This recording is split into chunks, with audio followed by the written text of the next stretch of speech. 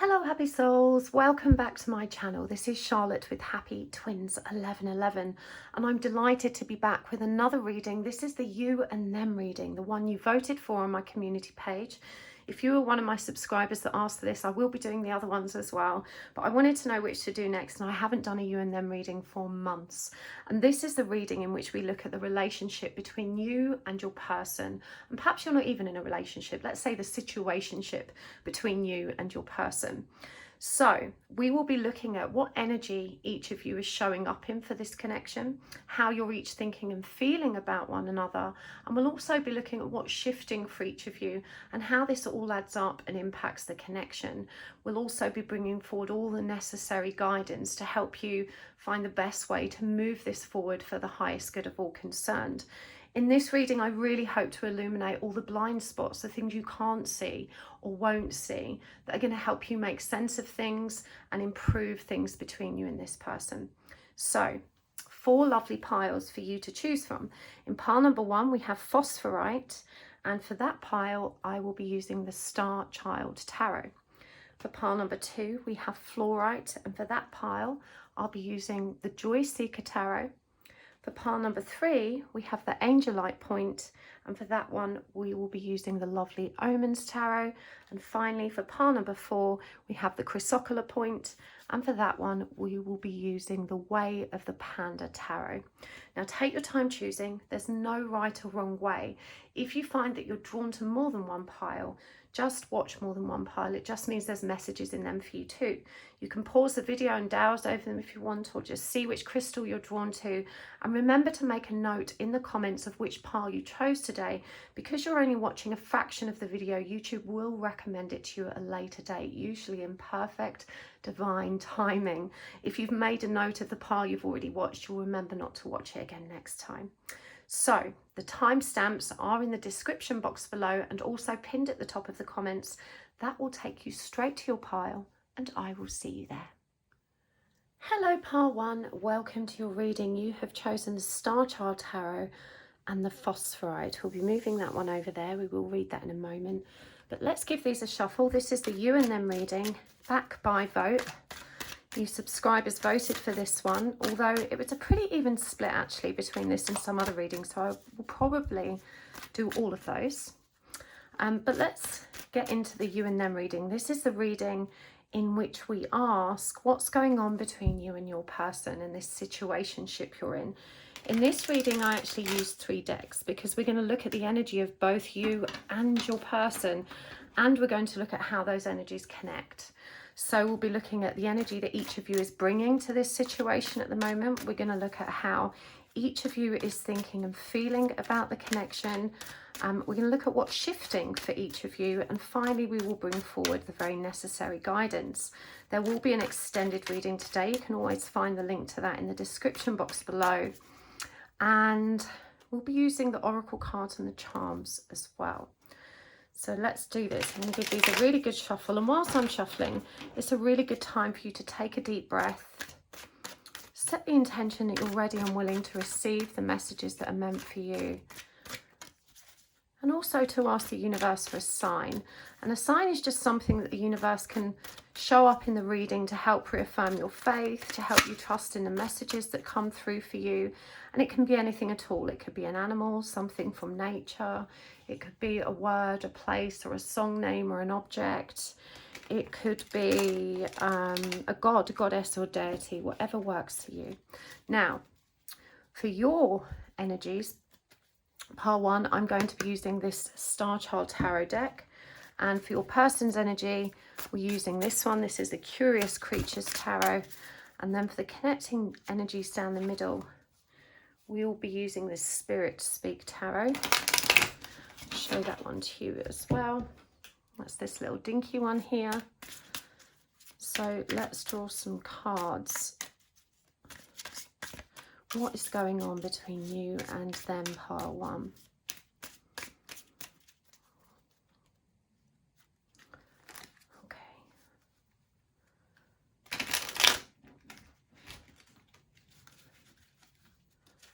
Right, let's draw cards for you first.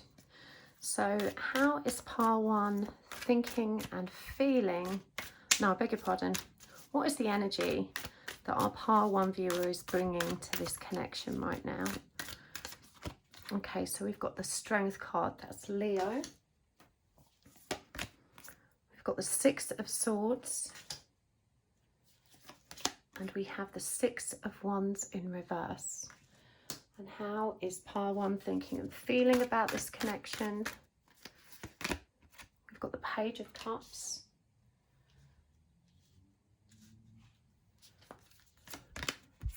The Ace of Swords in reverse. And the Akashic Records in reverse. This is a bonus card in this deck. And clarifying, I beg your pardon, not clarifying, that's habit. What's shifting for this connection?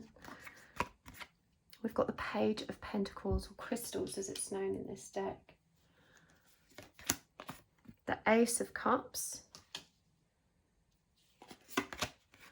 And the 10 of Pentacles in reverse. Okay, let's draw cards for your person. How is your person contributing energetically to this connection? What's the energy they are bringing? We've got the 7 of Wands in reverse. The Knight of Wands. And the Sun. And how is your person thinking and feeling about this connection? We've got the Magician in reverse. The Page of Wands in reverse. The 5 of Swords in reverse. And what's shifting for your person? The 3 of Cups in reverse. The 6 of Pentacles in reverse. And the World. Okay, now the connecting energies down the middle.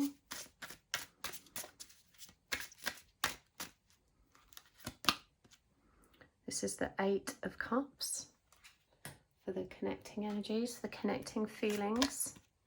We've got the 5 of Swords in reverse. That's interesting because this came up for your person here. And for what's shifting, we've got the 9 of Pentacles in reverse. Okay. So, let's look at this card first. Keepers of the Earth, you are not alone. Ancient ancestors stand behind you. And for those of you looking for signs here, we have eagle, wolf. I believe this is a jaguar or mountain lion. And the elephant, absolutely beautiful card. You know, this is about you being connected spiritually and recognizing the spiritual support that is available to you. We'll talk more about that as we go through the reading, because actually looking at your energies up here, pile 1 with this first row, you know, the first card that shows up for you is strength. Now, as we said, this is Leo energy, but it's also very powerful, courageous, brave energy. You know, this is you finally having learned to walk the walk. And I say that because I feel that you've understood the spiritual depth of the energies presenting for you for some time at an intellectual level, but it's taken you a while to really integrate that learning and to become one with those energies. And we see that you've walked away from this connection. You know, you've finally recognized that this person isn't available to give you the healthy, loving, committed relationship that you feel ready for and rightly deserve. And that doesn't mean you've necessarily given up on the connection entirely. I do think you're aware that there is something soul deep there, and it will probably come back round in the future when the timing is right. But certainly at this stage, with the 6 of Swords and the Strength card showing up, we show that you finally, you know, managed to restore your pride and your bravery, and you have walked away. And with the 6 of Wands here, it does nod a little bit towards pessimism, because it suggests, you know, that there's no hope. You don't believe that this relationship can be victorious and triumphant. But as I said, for me, this feels like you know, it's not going to be able to do that now. maybe it will happen in future, I don't feel very attached to that anymore kind of vibe. And so you really have developed the power to just be able to stand still, to walk away, to stop chasing, to stop beating the dead horse, and you are ready to move on into your own light, into your own future, without being dragged back by this person. There is still a tinge of sadness there. There's still a tinge of longing, but it's no longer overwhelming you. It's no longer keeping you stuck.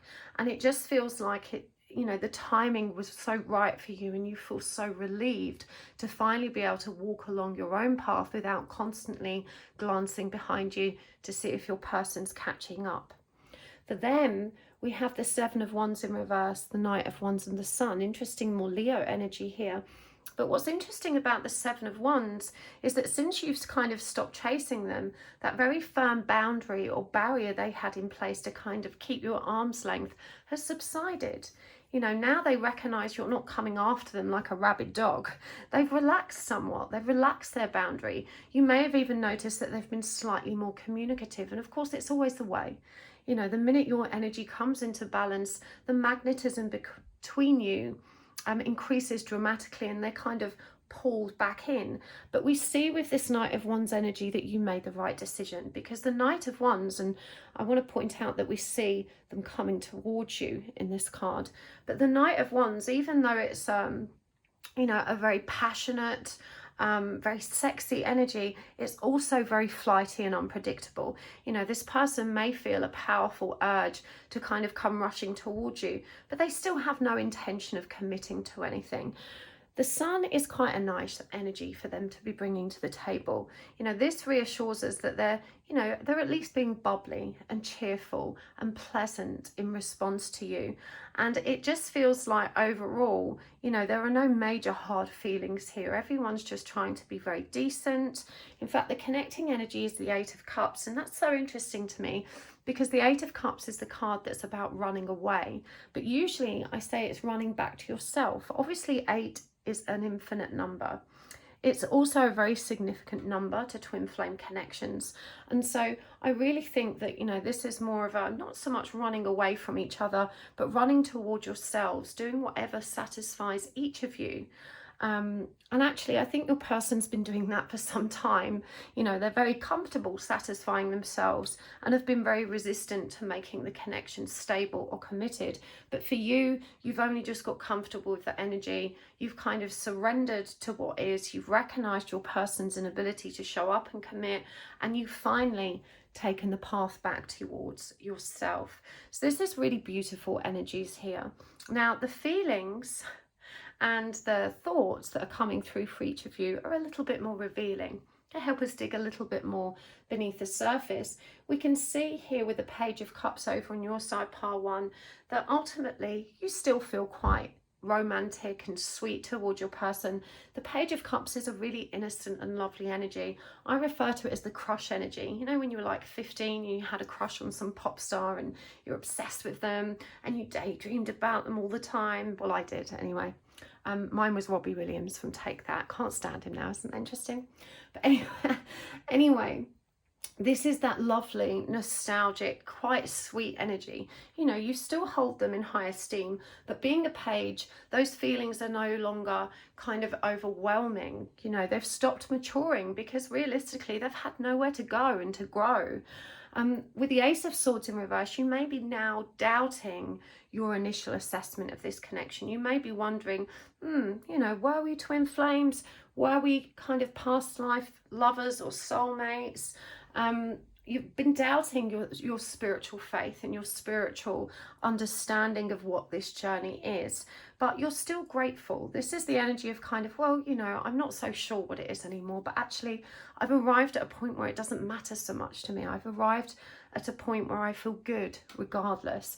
But there's definitely a lack of trust here as well. You're recognizing that your person, you know, can be quite flighty, they can be unpredictable, they're certainly entertaining other relationships or connections, and that's something you no longer have time for. I do feel that there's a great deal of pain in the past associated with that, but you're at a point now where you are rising above it and you're no longer so painfully triggered by the energies of their playboy kind of energy, or it could be a playgirl, but certainly it feels like you don't trust this person now, and you're recognizing that, you know, you don't want to be in a relationship with someone that you can't trust. You want to be in a relationship that's measures up to your sense of personal value and worth, which is growing day by day. Your person is feeling very disgruntled. We have the Magician in reverse here. You know, that's the energy of feeling disempowered. As you have walked away, they've realized they no longer have any power to control this situation and pull the right strings in order to have you in their life under their decisions and, you know, comfort zone.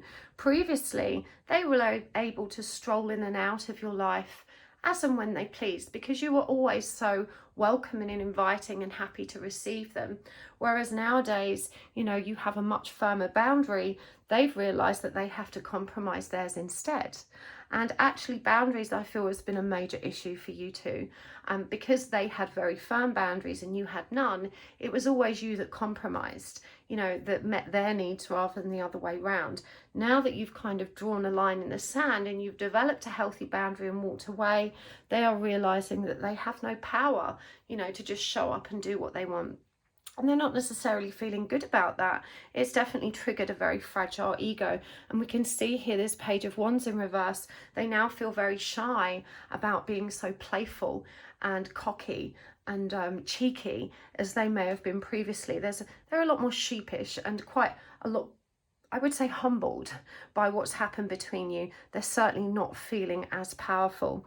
The Five of Swords in reverse is really interesting, especially because it shows up here as the connecting energy. And for me, I'm hearing that this is the unspoken truth.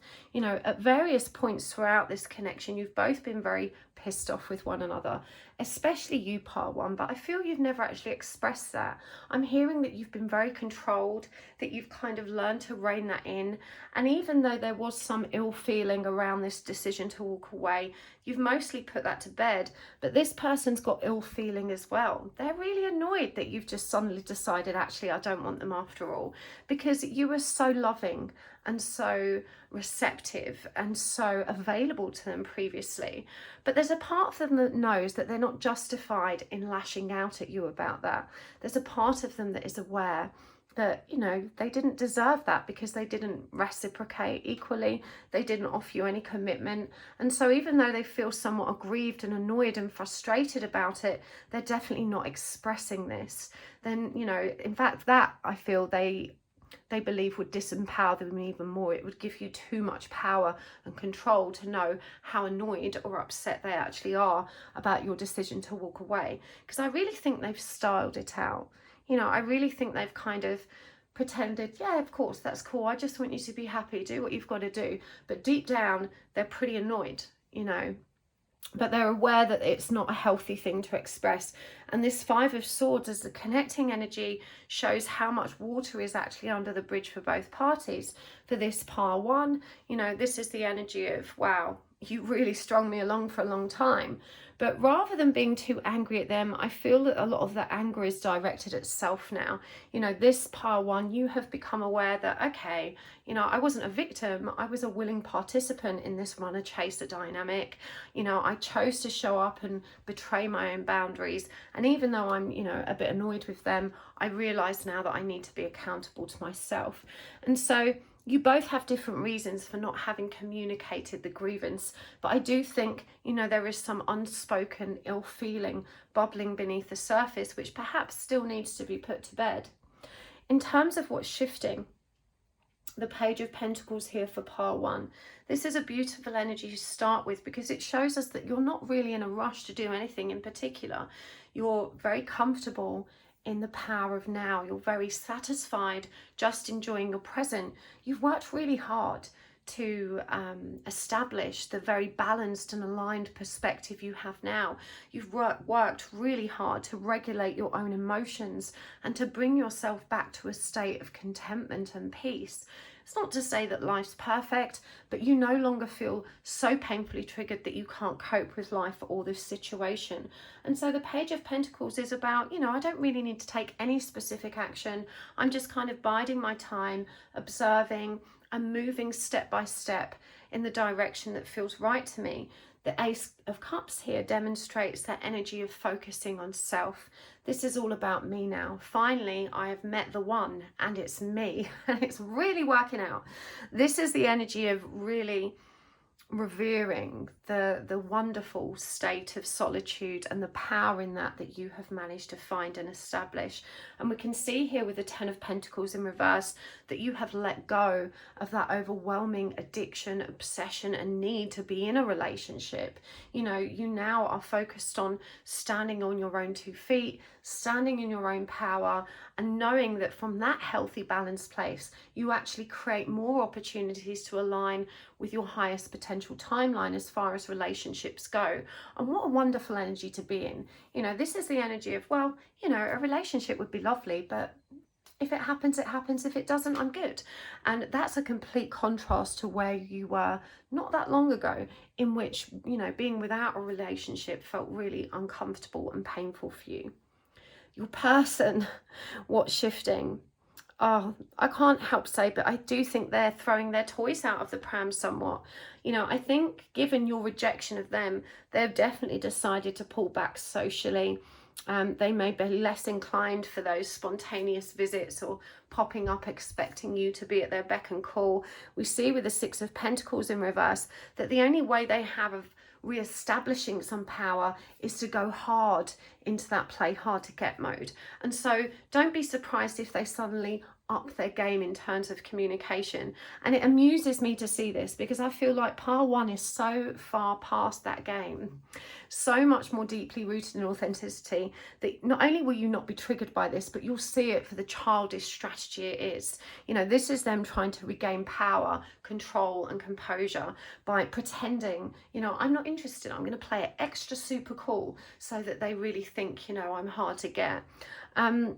And so that's the way they deal with things. They haven't evolved, you have. And you can just, you know, observe that game in motion without being triggered by it. They do kind of really believe that you've definitely moved on. For them, this was the end of a cycle. And I get a lot of mixed bag feelings around that. I think their egoic self is kind of justifying it with, well, you know, it wasn't for me anyway, and rah, rah, rah, you know, just kind of trying to brush it off and be cool about it. But we can see from the feelings here that actually it has moved them very deeply. I do feel guided to point out that there are very few cards here that indicate an actual emotional state. The only one that's showing up is the Three of Cups, which suggests to me they were always very, very avoidant when it came to feelings anyway. Indeed, this Three of Cups that's now in the reverse, you know, this means whatever little intimacy they were offering, they're certainly going to pull back with, but actually they never offered much in the first place.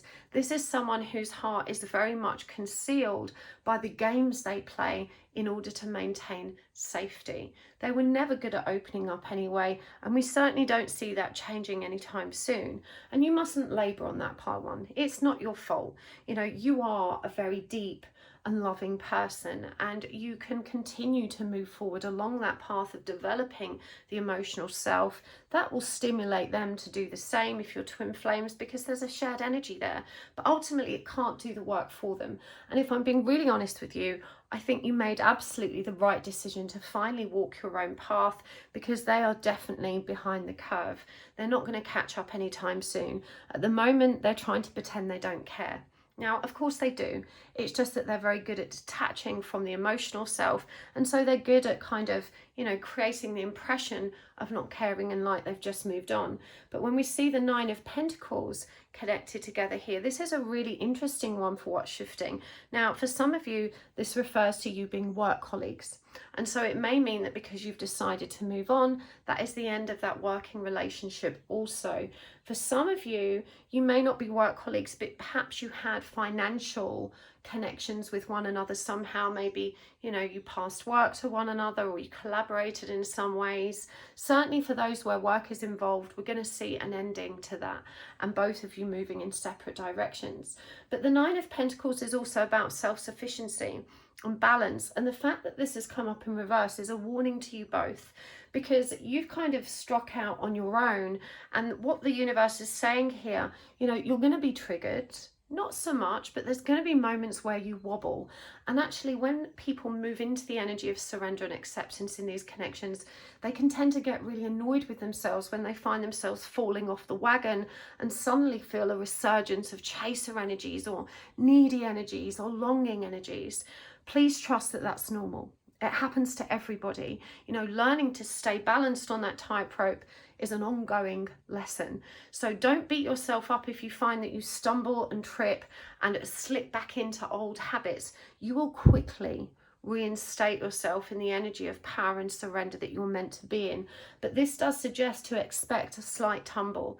You know, that you may feel very stable now, but you're going to maybe find yourself feeling a bit wobbly at some point in the future. And certainly if you're a person who doesn't have the same power and emotional power that you have, they're going to really struggle with that. You definitely injected an element of stability into their lives, because even though they refused to commit to you, you were their one constant, the person who always loved them unconditionally, the person who was always there no matter what. And now that you've pulled back on that, this person is going to find in their moment of need that they really struggle, and that's when it's going to hit them. That's when the feelings will emerge and rise up, and perhaps they will have to confront their truth in a way that they are unable to do now. But I really feel guided to highlight the dramatic difference between you and this person. For a start, most of the energies here are very masculine, and they're distorted masculine. You know, they're not divinely masculine, they're a distorted masculine. And that means they are in the energy of ego, they are in the energy of trying to be controlled rather than authentic. And they have a lot of growing to do at an emotional level too. Indeed, they may actually be a lot younger than you in literal terms. Whichever way we look at it, this person is not in a good place. Certainly, they may try and be cheerful and happy on the face of it, but what I'm seeing is that this is very much the mask they wear to project outwards into their reality, because they don't want anyone to recognize how much it's chaos, how much chaos is inside of them. I kind of really felt like then it was like a roller coaster moving through my torso. So, you know, they may appear very cool and calm and collected and funny on the surface and very confident, but actually deep down there is absolute chaos, and they can only hold that together for so long without having that confidant, that stable, consistent love in their life. And this is what you have now withdrawn. Now, you didn't withdraw it to punish them. You didn't withdraw it so you could play the same game they were playing. You withdrew it because you needed to take care of yourself first. And you recognized that this was no longer a healthy situation for you. High five to you, Par One, because you did absolutely the right thing. And this will inspire them now to reflect differently. So I really feel very confident that this was a good thing that you did. Okay, let's get some guidance cards and oracle cards. This is the Goddess Power Oracle. Ocean, Generosity. And Bridget, Creative Spark. And for your person, Gaia, Earth. And Mama Killer, the Moon. And from the Enchanted Map Oracle, Unexpected Visitors, Coming to Life. And for your person, Golden Palace. And Talisman. And from this deck, this is the Animal Spirit deck. The Frog. And the Hummingbird. And for your person, Peacock. And the Butterfly. And the connecting energies for down the middle. The Sword and the Rose. Girl with a Snake. And a karmic relationship. Okay. And from the charms,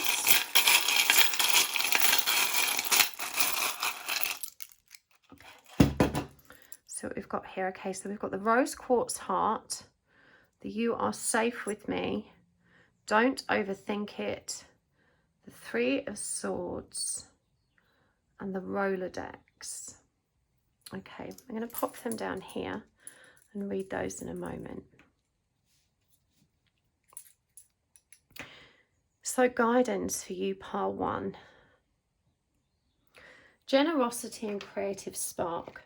Just because you have decided to move away from this connection doesn't mean you need to, you know, lock things down and have a boundary so firm that means you never speak to this person again.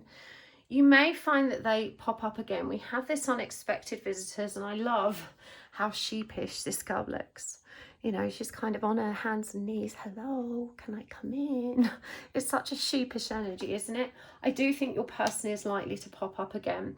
And once you've had a period of absence and separation from them, you will recognize how their energy activates you in a much more discerning way.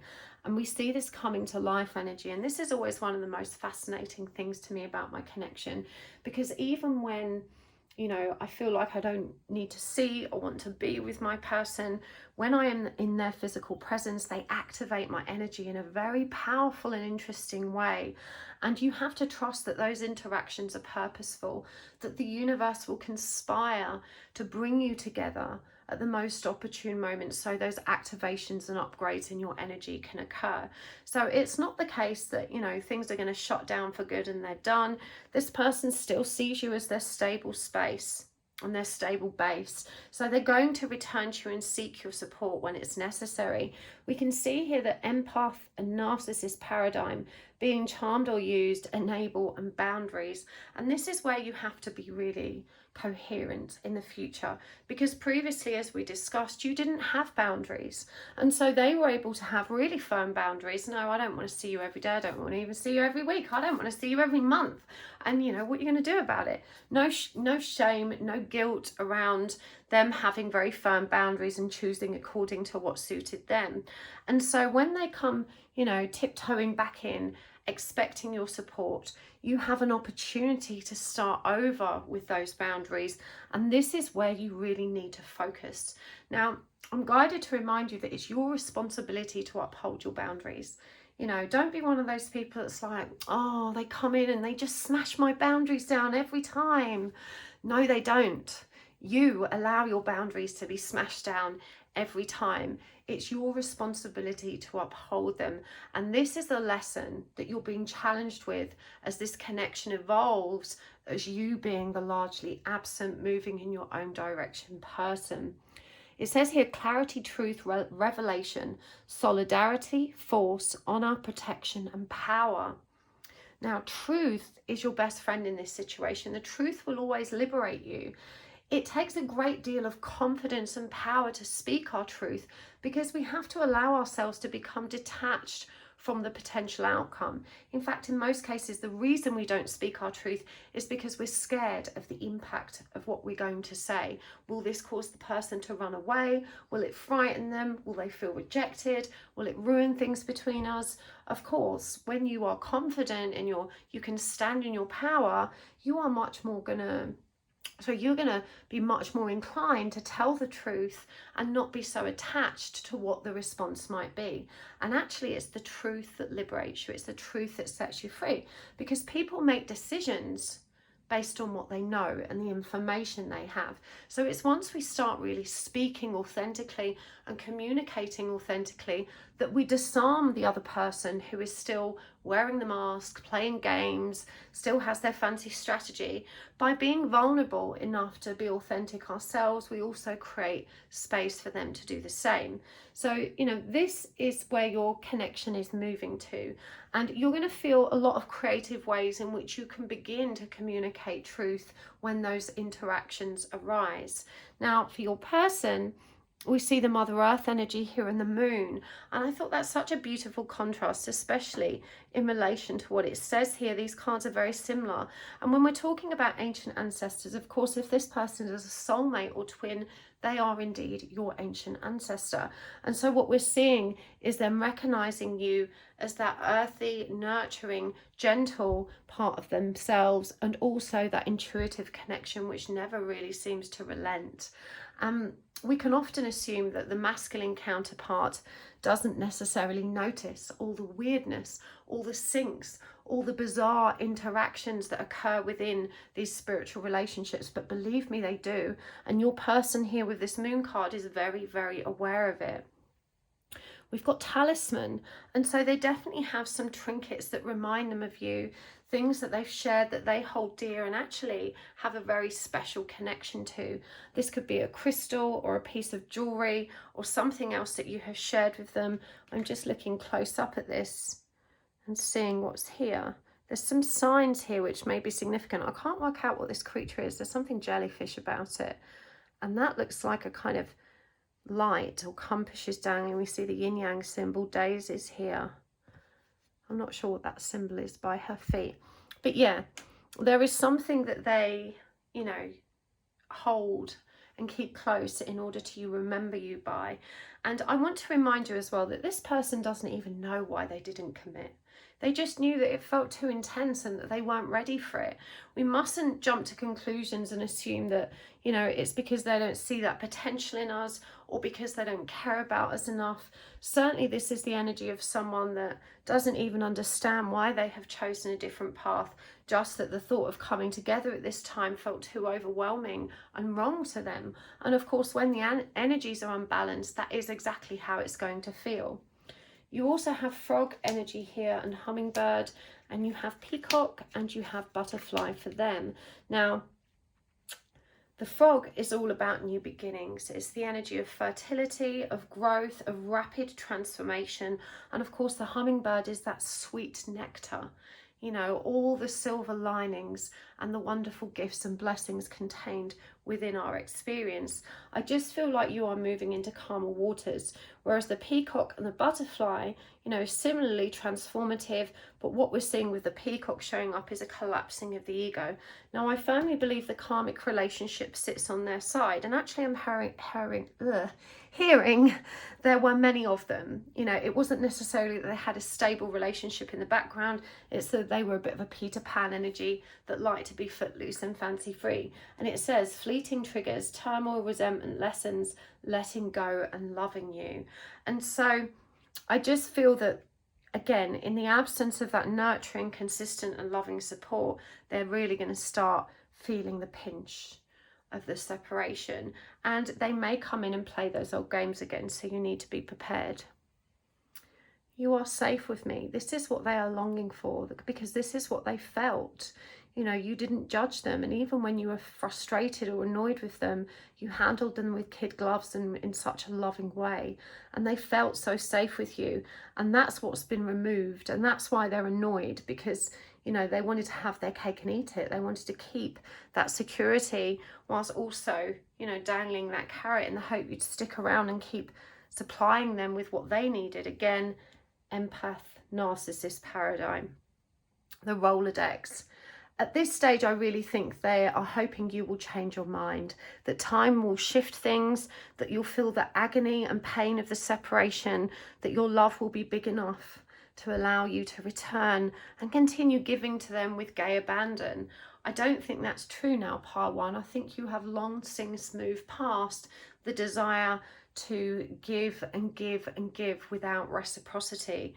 But I think they will overthink this a lot, and they will continue to try and wheedle their way back in. The guidance for you is to expect the unexpected as far as they're concerned, to graciously accept those energies as they present, because there's upgrades and activations that are purposeful there, but to focus on the sweetness that's available to you through your own transformation and continued evolution, to be creative in how you handle the energies, There's no going back, is what I'm hearing. You've recognized this empath narcissist paradigm now. You recognized how much you were charmed and used, and how much you enabled this person to run roughshod over you. This is where you pull your power back, and this is your opportunity now to start over with really healthy boundaries, and it's your job to maintain them. That's the challenge for you. I really hope this has helped today. I'm going to take this over to extended.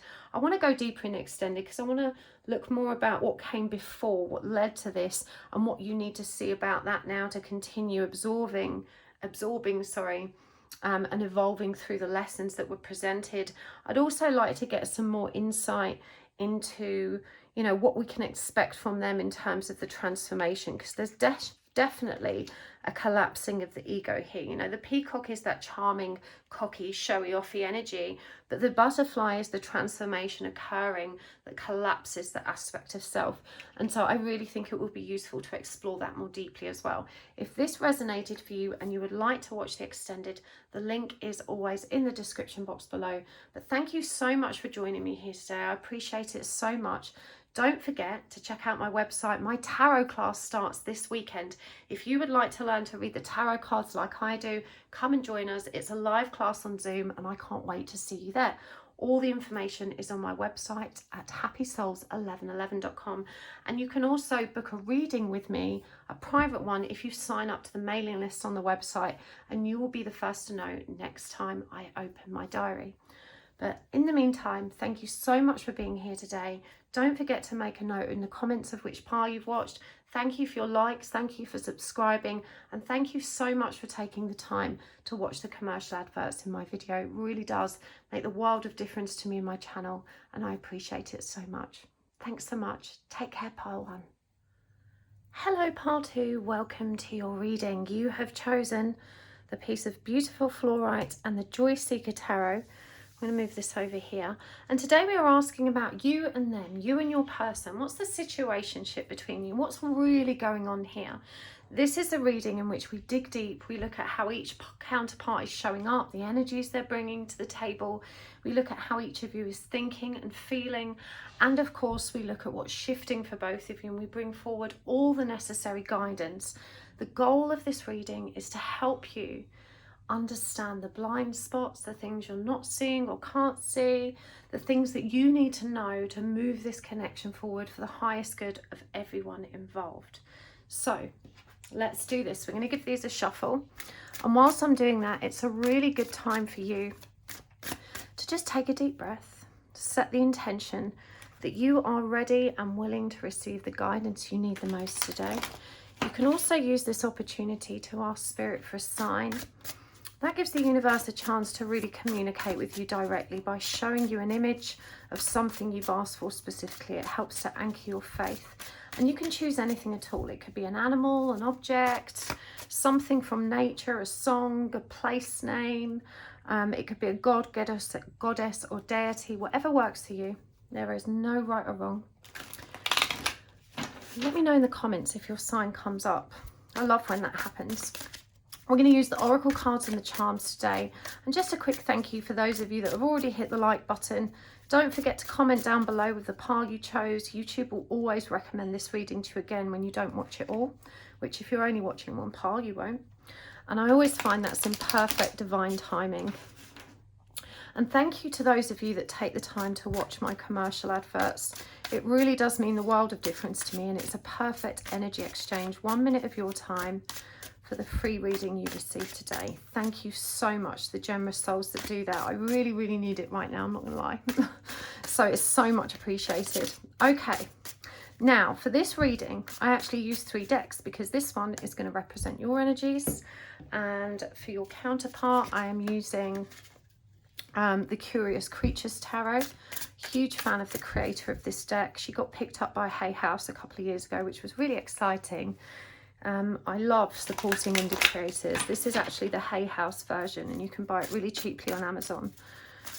Okay, and for the connecting energies down the middle, we are using the Spirit Speak Tarot, this very cute little deck here. I'm just going to give these all a really good shuffle so we can begin. Oh. Really gentle energies actually for you and your counterpart. I'm feeling already, before I've even pulled cards, that you are a very evolved divine soul, pile one. You've got your shit together. Don't let that put you off watching that reading if you're thinking, ha, that's not me. Because maybe you're just not giving yourself enough credit, but let's do this. So we're going to start with you, pile one. What energies are you bringing to this connection right now? Okay, the Ace of Pentacles. What a beautiful start. The Sun. And the Queen of Swords in reverse. And clarifying these, and I've got, not clarifying, my goodness, it's just force of habit. The thoughts and feelings you bear towards this person and the connection. The Chariot and the Empress coming through together there. And one more. The Three of Cups in reverse. And what's shifting for you, pile one? The Seven of Cups in reverse. The Magician. And the Page of Pentacles in reverse. So many major arcana cards coming through for you here. In tarot, we refer to those as the big secrets. Actually, if you would like to learn more about tarot, don't forget to check out my tarot class. You can find it on my website. It actually starts this week. I'm so excited to share it with you guys. It's a live Zoom class, 4 sessions. I'll teach you to read like I read. Right, your person, what energy are they bringing? The Two of Swords. The High Priestess. And the Queen of Swords in reverse. So interesting, because that same card came up in the same position for you. And what are they feeling and thinking about you in the connection? The Five of Wands. The Ten of Pentacles. And the King of Pentacles. Wowza. So interesting. I was right to say this is a very evolved connection. What's shifting for your person? Three of Wands in reverse. Eight of Swords. And the Six of Swords. Okay, let's see what the connecting energies are running down the middle. Ooh. Strength in reverse. And what connects the feelings? The Two of Cups in reverse. And what connects what's shifting? The Chariot again. That came up for our Divine Feminine over here. Okay, we will pull some oracle cards and charms as we go. But first up, the card you chose, Transformation, beautiful energy. It says here, things are changing at a cellular level and deep healing is occurring right now. And I feel this very strongly for both of you. As I said, this feels like a very evolved connection.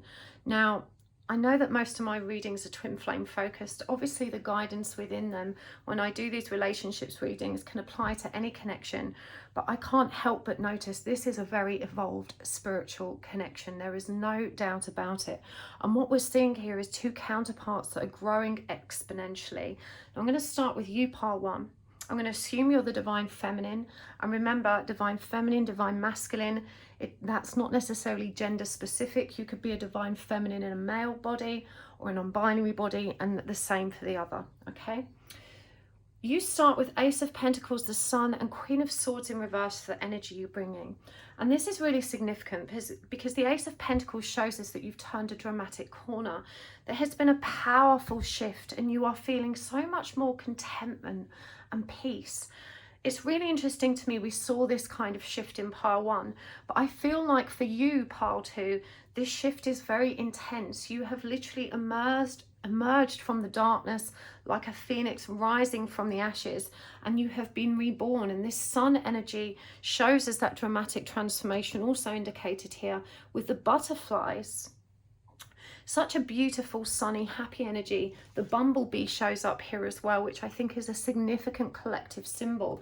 This may mean that you have recently found your purpose, passion, or path by working at a light level, bringing your light into the world wherever is appropriate for you. You've left the bones of the past in the background, and you've learned to rise above it, to elevate yourself above the shadow aspect, to stand in alignment and reverence of both your light and darker aspects, and to be able to bring this beautiful light forward and stand in it all powerful. It's such a beautiful and gentle energy. What's interesting to me is this Queen of Swords reversed, and this is the part I don't think you're seeing. Now, I feel like this is probably a progression of the energies in pile 1. So if this resonates for you, you may find that pile 1 nods towards the past or where you've been coming from. Because what I'm seeing here is a much more evolved state where you are now refining your ability to communicate truthfully, authentically, and powerfully. You have worked really hard to initiate healthier boundaries, and you have found that not only has this helped you remain stable and calm and feeling good about yourself, it supported your ability to love self whilst also creating a much more stable and hospitable framework for the overall energies of the connection. The shadow aspect of this is that you can sometimes be a bit blunt. We could have some Taurus or Aries energy here. You know, you have a kind of bull in a china shop tendency about you, can be really firm and abrupt at times. And you're being asked now to just temper that. You know, to stay aligned in your wisdom. We have the owl show up here. You know, to remember that you always have access to a more palatable and loving truth. You can assert your boundaries with a little bit more gentility. I'm just hearing I need to refine that. Okay, so it's not so much about being gentle, because sometimes a firm hand is needed. It's about being more delicate with your words so that you're not actually triggering or inflaming the situation unnecessarily. Not so much gentility of kind of kid gloves energy. It's more about finding more mature and supportive ways of getting your needs met and communicating whatever needs to be said. This is what you're being asked to really work on now. You have already worked so hard, and again, I need to state, you are an extremely evolved divine counterpart. You have done a tremendous amount of work. When you reflect on where you've been and who you were, you can see with such clear, obvious and dramatic change exactly how far you've come. You deserve to reward yourself for that. You know, you must give yourself a pat on the back. And I'm hearing as well that you are doing incredible work for this collective, as we've seen here with that bumblebee, the transformation, the blooming flower, bringing your light into the world to support others who are perhaps struggling in the same way that you have been. It's really interesting to me here that your divine counterpart is in a really interesting place too. They also have that Queen of Swords in reverse. The fact that you two are caught up to one another, that you're actually learning parallel lessons, really demonstrates how much your person has evolved. They are very indecisive, however, and I'm hearing that even though they're feeling this dramatic magnetism and pull towards you right now, they are also very stuck. They're refusing to stay in alignment with their feelings, even though they struggle now to keep them at bay. And they are very aware of the intuitive, soulful connection that exists between you.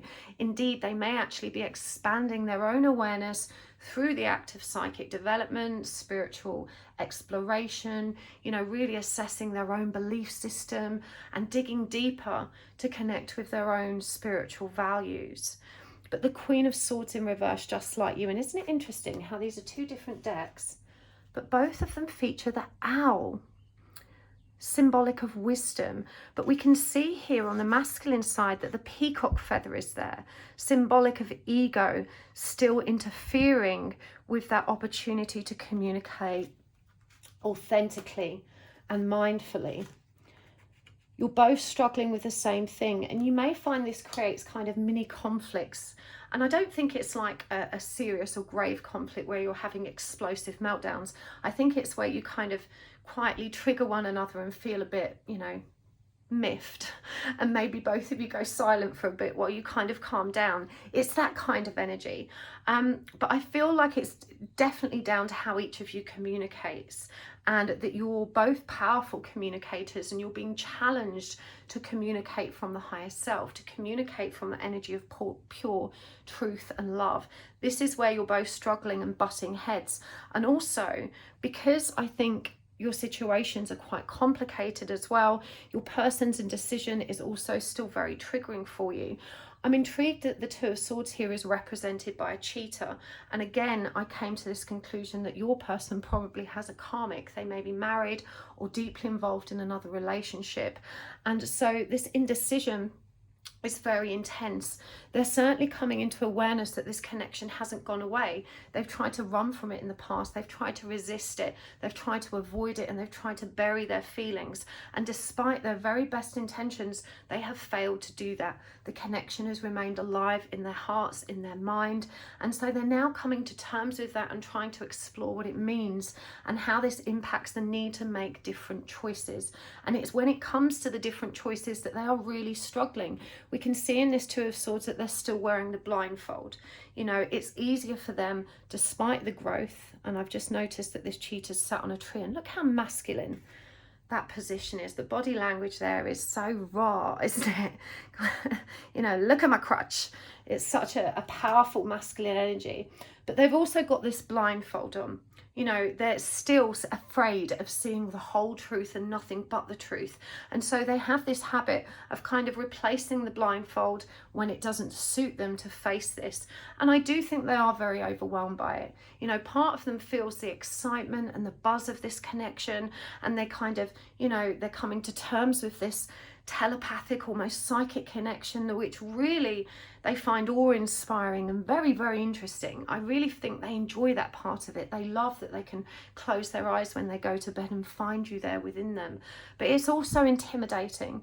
And there's times when they're just trying to focus on their present and the reality they have chosen for themselves, that they still kind of shut this down, close themselves off to it, and are able to compartmentalize the experience. And this is where we see strength in reverse. And again, this takes us back to the Queen of Swords that both of you have in reverse, because actually I think there's a lot of pride at play here. And this is why the communication can be so clipped and short and abrupt. I feel like you're too proud now to give them the nudge to make a decision. You know, you have long since surrendered, and you've decided, you know, I'm not going to push them. I'm not going to tell them they should leave the other person for me. I'm not going to, you know, try and chase this situation or force something to happen. And in many respects, that was the right decision. But what we're seeing here is that actually, if this person has a lot of room to think about it, but they're also too proud to say, would you actually have me? And so what we have here is two people that aren't communicating truthfully. One that's not saying, well, actually, yeah, I do want you. If you're available, you know, it's game on. And the other one's not prepared to say, I'm kind of thinking that I'm in the wrong relationship. You know, what's the future look like for us if I was single? Neither one is brave enough or bold enough to tap into that truth. The pride gets in the way because neither one wants to face rejection. So even though you've done a lot of healing around this, that wound, the pride of not, you know, making myself look needy or desperate again, is still showing its head here. Now, moving on to feelings, because this is really interesting. For the Divine Feminine, we've got the Chariot, the Empress, and the Three of Cups in reverse. Isn't that insane? What a beautiful combination. The Chariot is that divine impulse. I'm just going with wherever the energy takes me. I'm not forcing this. I'm just allowing myself to float along this divine river and to be moved in the direction that's meant for me. The Emperor demonstrates that energy, the Empress demonstrates the energy of surrender even more deeply. The focus on holding your power, standing still, trying to remain in alignment. The horse, of course, is symbolic of freedom and liberation, and how wonderful it feels just to give in to the flow of that divine river. And the Empress, that nurturing cow energy coming through, that's just trying to stand still and be as aligned and loving and receptive as possible. But we also see the boundary here. You know, this Three of Cups is, well, you know, I can be here receptive and whatever, but I've worked hard to maintain a boundary that allows me to remain safe. Now, this is where I'm going to challenge you, Par 1. Because boundaries, of course, are very essential. They're a very necessary part of healthy communication and relationship interaction. But sometimes our boundaries become more than that. They become, should we say, a distorted projection of our need to remain safe, which actually identifies something about our true vulnerabilities or fears. So far, I feel that you have resisted a certain intimacy in this connection. You know, your attitude is, this person isn't available to me, so I'm not going to allow myself to be romantic or to be physically intimate or to be even maybe too close as friends. There's a very firm boundary that's there to protect you, but it also reveals the fear. It reveals that you still don't trust yourself to be completely open and receptive without falling hard on your face. Now, as we've always discussed in readings gone by, boundaries, not barriers. A barrier inhibits the flow of natural energy. A boundary protects us. And what we're seeing here is a barrier which actually I think you need to knock down and challenge yourself, because it's when you get close to this person that you allow yourself to be triggered and the fear to rise to the surface, that you can actually continue healing at a deep cellular level. You know, allowing ourselves to go to the very edges of our comfort zone and to push beyond it and to really test how we feel in these situations can also reveal where we are still hiding wounded parts of self. And so it doesn't mean you have to dive headfirst into an intimate relationship or compromise your boundaries, because as we said, boundaries are necessary and healthy. But I do think that when you find yourself near the very edge of that barrier, you need to just let it down and see what energy flows and how it feels. Trust that you are strong enough now to realign yourself if you feel fear, if you feel yourself leaning back into old habits of longing and needing and wanting and facing rejection.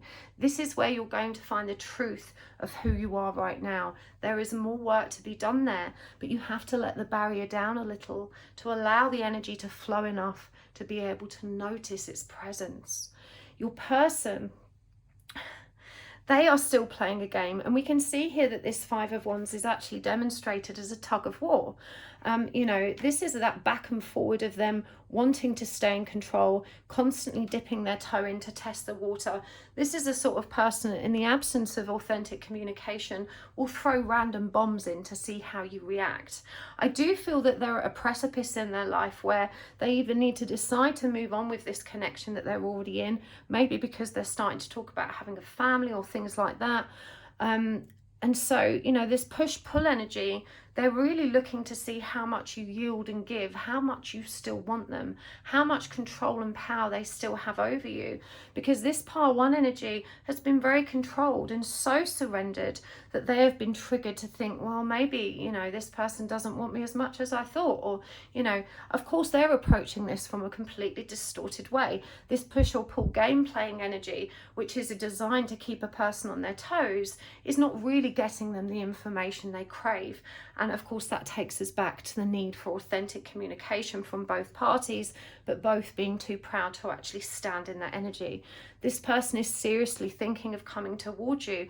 The Ten of Pentacles and the King of Pentacles are very committed energies. And we see the crocodile energy here, which is very nurturing. Crocodile is a brilliant mother.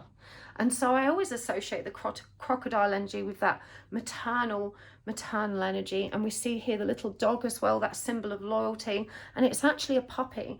You know, this person is ready to start the next phase of their lives. And so they're at a critical stage in which they're looking at the relationship they're in and they're saying, you know, do I continue to invest here and nurture that and have a family here? Or do I look at my counterpart? And I really feel that this is where the stability feels good, the energy feels nurturing, the prosperous energy is very, very clear. You know, they feel like together you would be a power couple, that you could create a safe and stable energy. They really trust you. You know, that really stands out for me. They really trust you. You have been consistent enough in your nurturing, energy and your presence, that they have really learned to trust you and see how safe and stable that energy feels. They are definitely feeling like, actually, I need to make this real. But the Two of Cups in reverse defies that. You know, again, neither one of you is prepared to make that leap or proposition.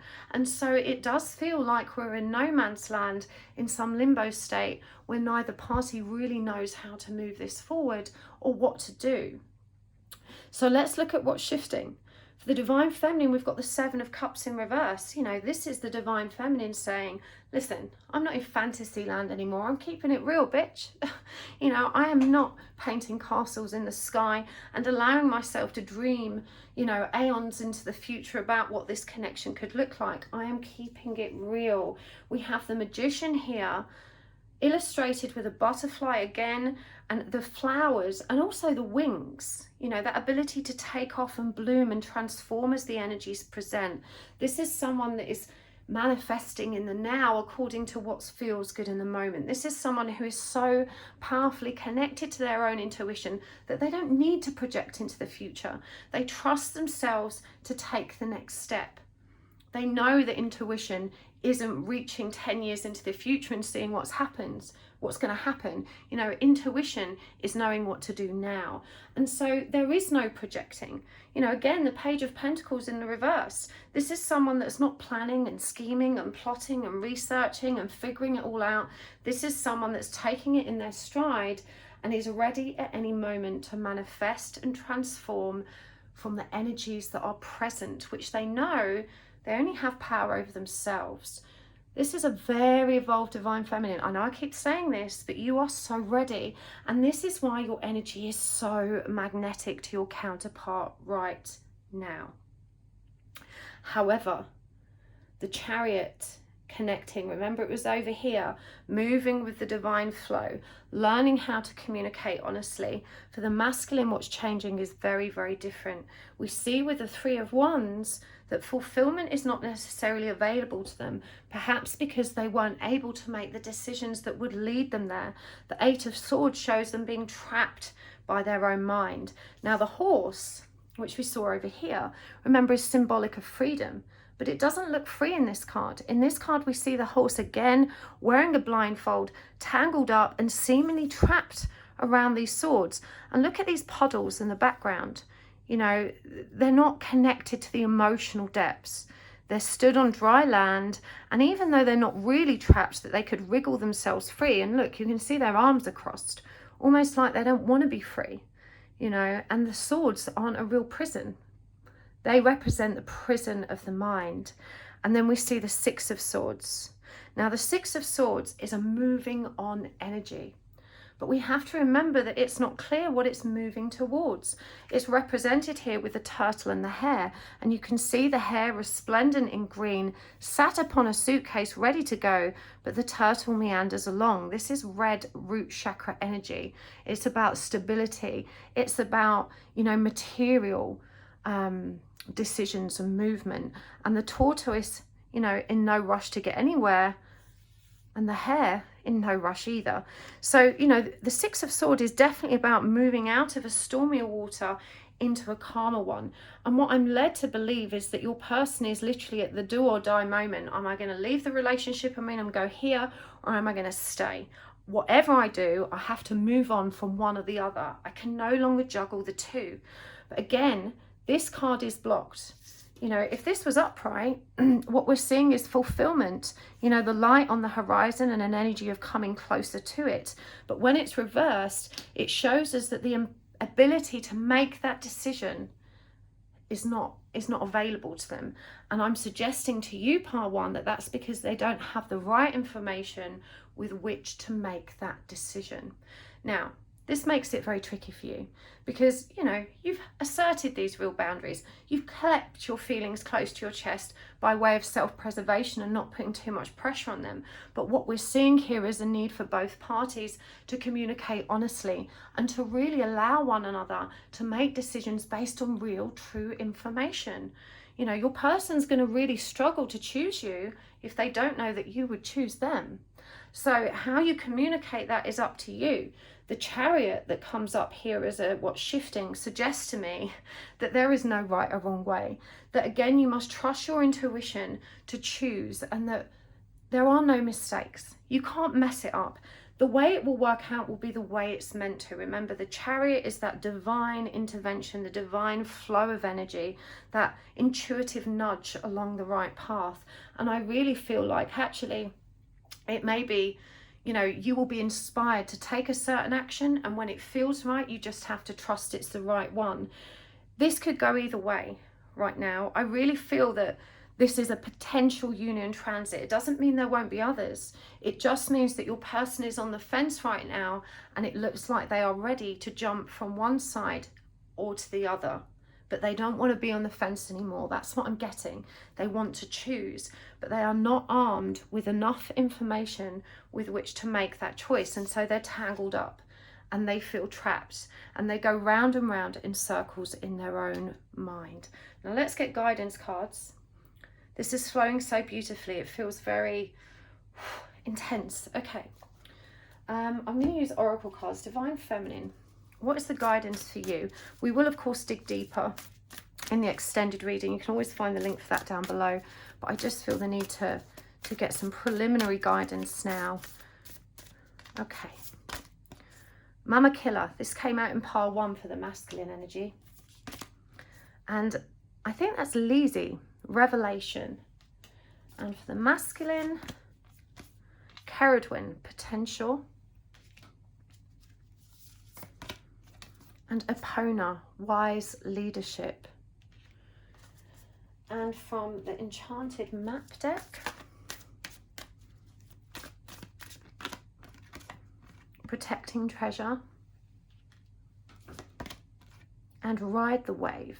And for the masculine, wow, this came up for the masculine exactly in the same spot in pile 1. Golden Palace and movement. And from the Animal Spirit deck, the Lamb and the Frog. This also came up for pile 1. The Dolphin, and we see Dolphin here for you as well, Divine Feminine. And the Horse, also a significant symbol in this reading. All right, connecting energies from the Island Time Wellness deck. Such an inappropriate name for this deck, I have to say. But, you know, it's a great deck. Okay. Connecting energies for guidance. Break up, separation, stop the pattern, silent treatment, abandonment. Passion, insane chemistry, liking each other equally, having fun. The Sword and the Rose, clarity, truth, revelation, solidarity, force, honor, protection, and power. So intense.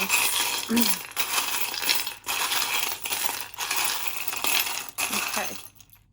Wow. Okay, I didn't mean to get this many, but alas, we're going to keep them. Third eye chakra. The Game Boy. The Three of Swords. The Infinity symbol. I feel like it's really significant for you too. I mean, it is for all twins. That's just one of the backs, so we'll put that one back. The White Rabbit. I'm late. Don't overthink it. Also came through for pile 1. Dusk until dawn. Is Mercury in retrograde? Do you know what I think it is at the time of upload? I can't recall. Keep going, keep growing. And this little tiny one, Daughter.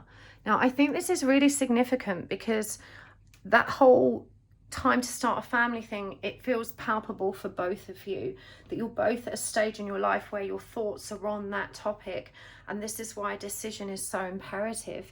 But let's start over here with the cards we chose for you, pile 1. Mama Killer, the Moon, and Revelation. You need to trust that you will receive the guidance you need as and when you need it. You've already learned to let go of focusing too much on the future and projecting.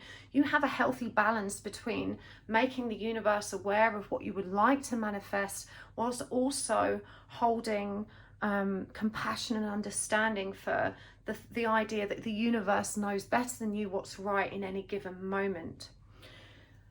I just feel like you need to continue connecting to your own spiritual practice. There is more for you to learn here and to heal from.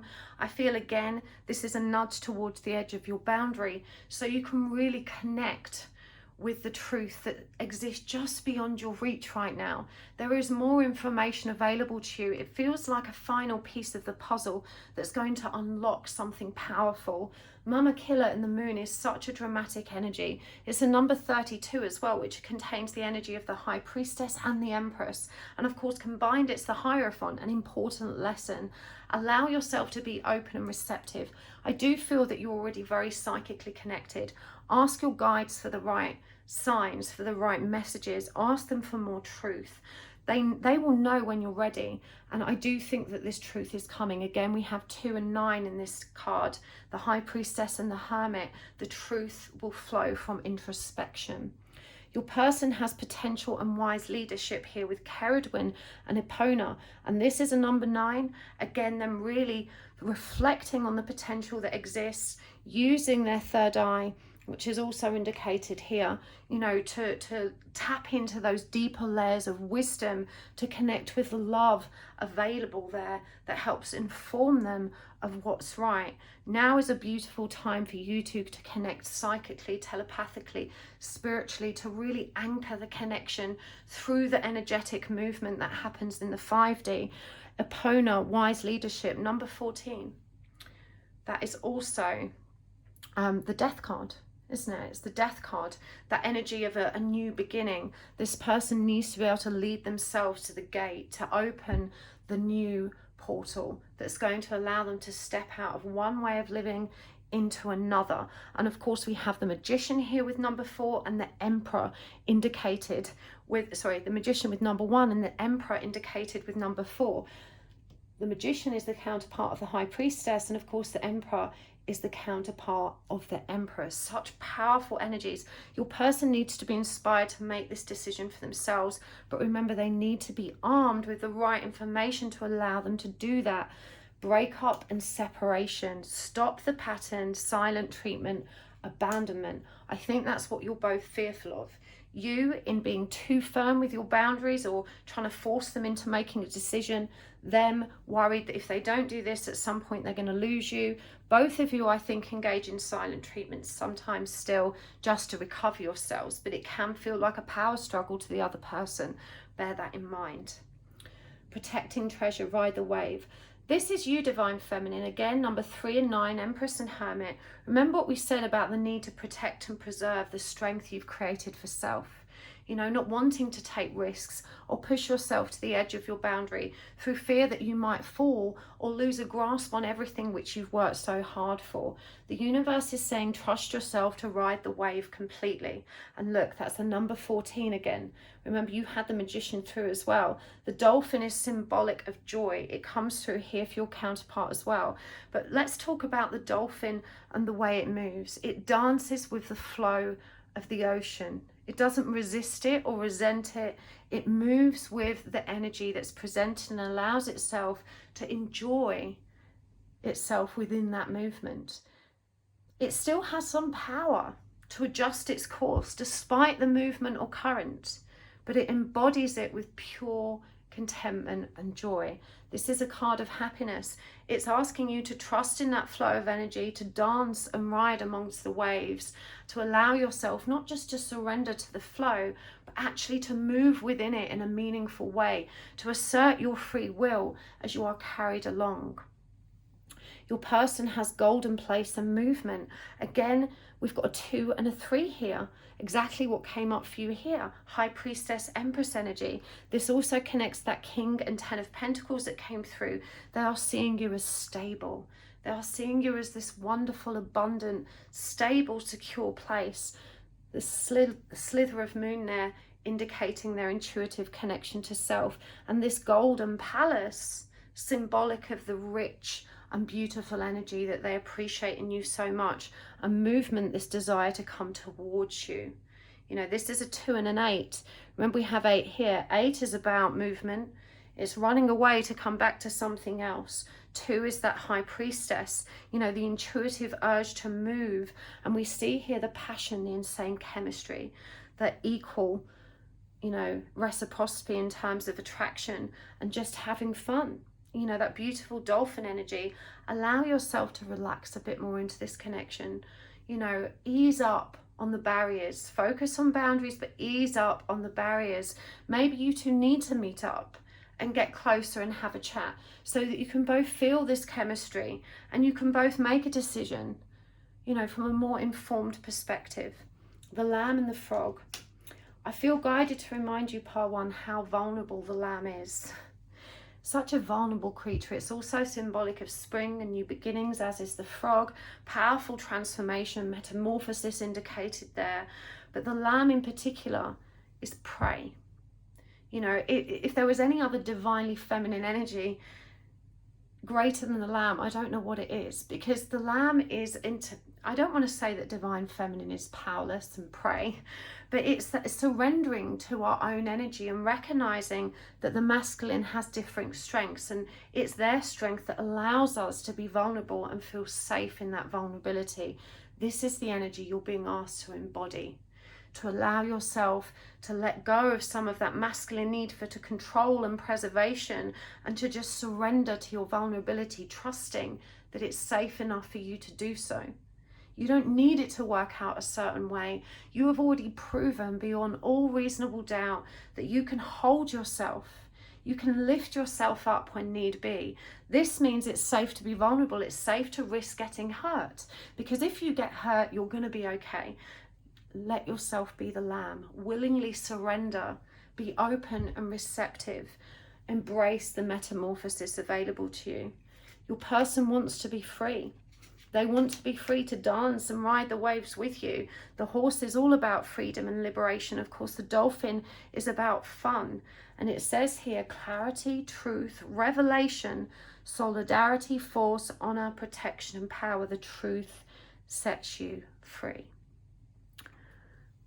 This feeling of needing to make a decision soon. I'm late. You know, the clock is ticking. It definitely feels like there's some pressure with this union transit for both counterparts. Even though if you make a decision to move in opposite directions right now, you will reconvene later down the line at some point. But right now, a union transit is available to you to go straight through. Both of you have free will to choose whether you'll go around it or whether you'll move through it. Communication. Is Mercury in retrograde? Perhaps it is, perhaps it isn't. I'm really not sure. The point is, communication isn't clear right now. It needs to be clearer. Three of Swords. That's that third party pain. Yes, it sucks. It sucks that there's someone else involved. You must release yourselves of guilt and shame. You can't help how you feel. Relationships end. Okay, and actually, Part 1, this isn't your responsibility. You haven't done anything wrong. You've been very ethical in your handling of this situation. But the clock is ticking. I really feel this is what's at the heart of it. The need for to start a family. Stop playing games. Allow yourself to be vulnerable. Allow yourself to be real. This person thinks about you constantly from the minute they wake up to the minute they sleep. You have more power and strength in this connection that you would realize. You just feel so unsafe because it feels like the power to choose is actually in their hands. But in focusing on that they have the power and the choice, you're allowing yourself to feel fear and vulnerability in it, which then makes you take some of that power back, almost creating the aura or perception of maybe they don't have a choice. Maybe actually it's up to me. You know, I'm going to be all firm over here. Like I said, you need to be authentic. Keep going, keep growing. Whatever happens, you will both continue to grow and bloom. You have already transcended so much painful energy. Your person is on the precipice of a dramatic awakening and change. They're going to make a decision. Whichever decision they make will be the right one in this given moment, and whichever information you arm them with that supports that decision will be the right one. You need to use your intuition to trust yourself to handle it in each given moment. I'm going to take this over to the extended now. We're going to go deeper. I want to go deeper in all senses of the word. So if this has resonated for you, make sure you click the link in the description box below. It's also pinned at the top of the comments. Thank you so much for joining me here today. It's been a pleasure as always. Thank you for your likes. Thank you for your comments. Thank you for hitting the subscribe button. Thank you for watching my adverts. Don't forget to check out my website, happysouls1111.com, where you can book classes with me. They are live Zoom classes. We'll be learning tarot in one, mediumship for beginners. You can also subscribe to my mailing list to book private readings in the future, and spirit release therapy as well. If your protection is not up to much, or you feel like you need some support in getting clear, we can also help you with that. I will see you next time, Pile 2. Take care. Bye. Hello, Pile 3. Welcome to your reading. You have chosen the Angelite and the lovely Omens Tarot, and today we are asking about you and them. This is the reading in which we look at your energies and your person's energies to figure out what's going on in this situation between you both. We hope to shed light on the things you don't see or can't know or aren't saying. We look at both your energy and what you're bringing to the connection, as well as your person's. We look at how each of you are thinking and feeling about one another in the connection. And we also look at what's shifting, what's coming next. And of course, any guidance that's appropriate for you to help you move forward for the highest good of all concerned. Now, I'm going to give the cards a really good shuffle. And whilst I'm doing this, that's a really good time for you to take a nice long deep breath and just set the intention that you're ready and willing to receive the messages that are meant for you. It's also a great time to ask for a sign. And the sign is just a way for the universe to communicate with you directly, to reaffirm your faith, to help you trust which messages are really meant for you and that you need to pay attention to. And just trust whatever pops into your mind first. It can be anything at all, something from nature, an animal, a bird. It could be a sequence of numbers or colours, a song, a place name, an object. It could be a god, goddess or deity, whatever works for you. We're going to be using the oracle cards. We are going to be using the charms. And also, whilst I'm shuffling, my tarot for beginners class starts this weekend. Don't forget to grab yourself a spot. You can find it all on my website at happysouls1111.com. I hope to see you there. If you would like to learn how to read tarot like me, then I will see you there. Okay, let's do this.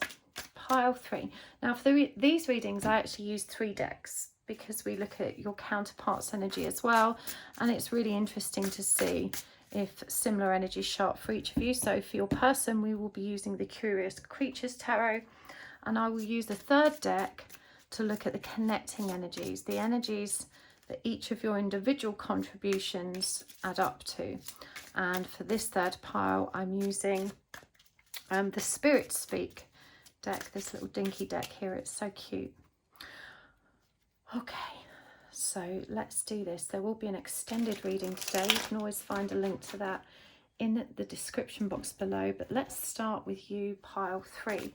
First of all, we're looking at what energies you are bringing to the connection right now, what energy you are showing up in. Okay, so the first card is the 6 of Swords,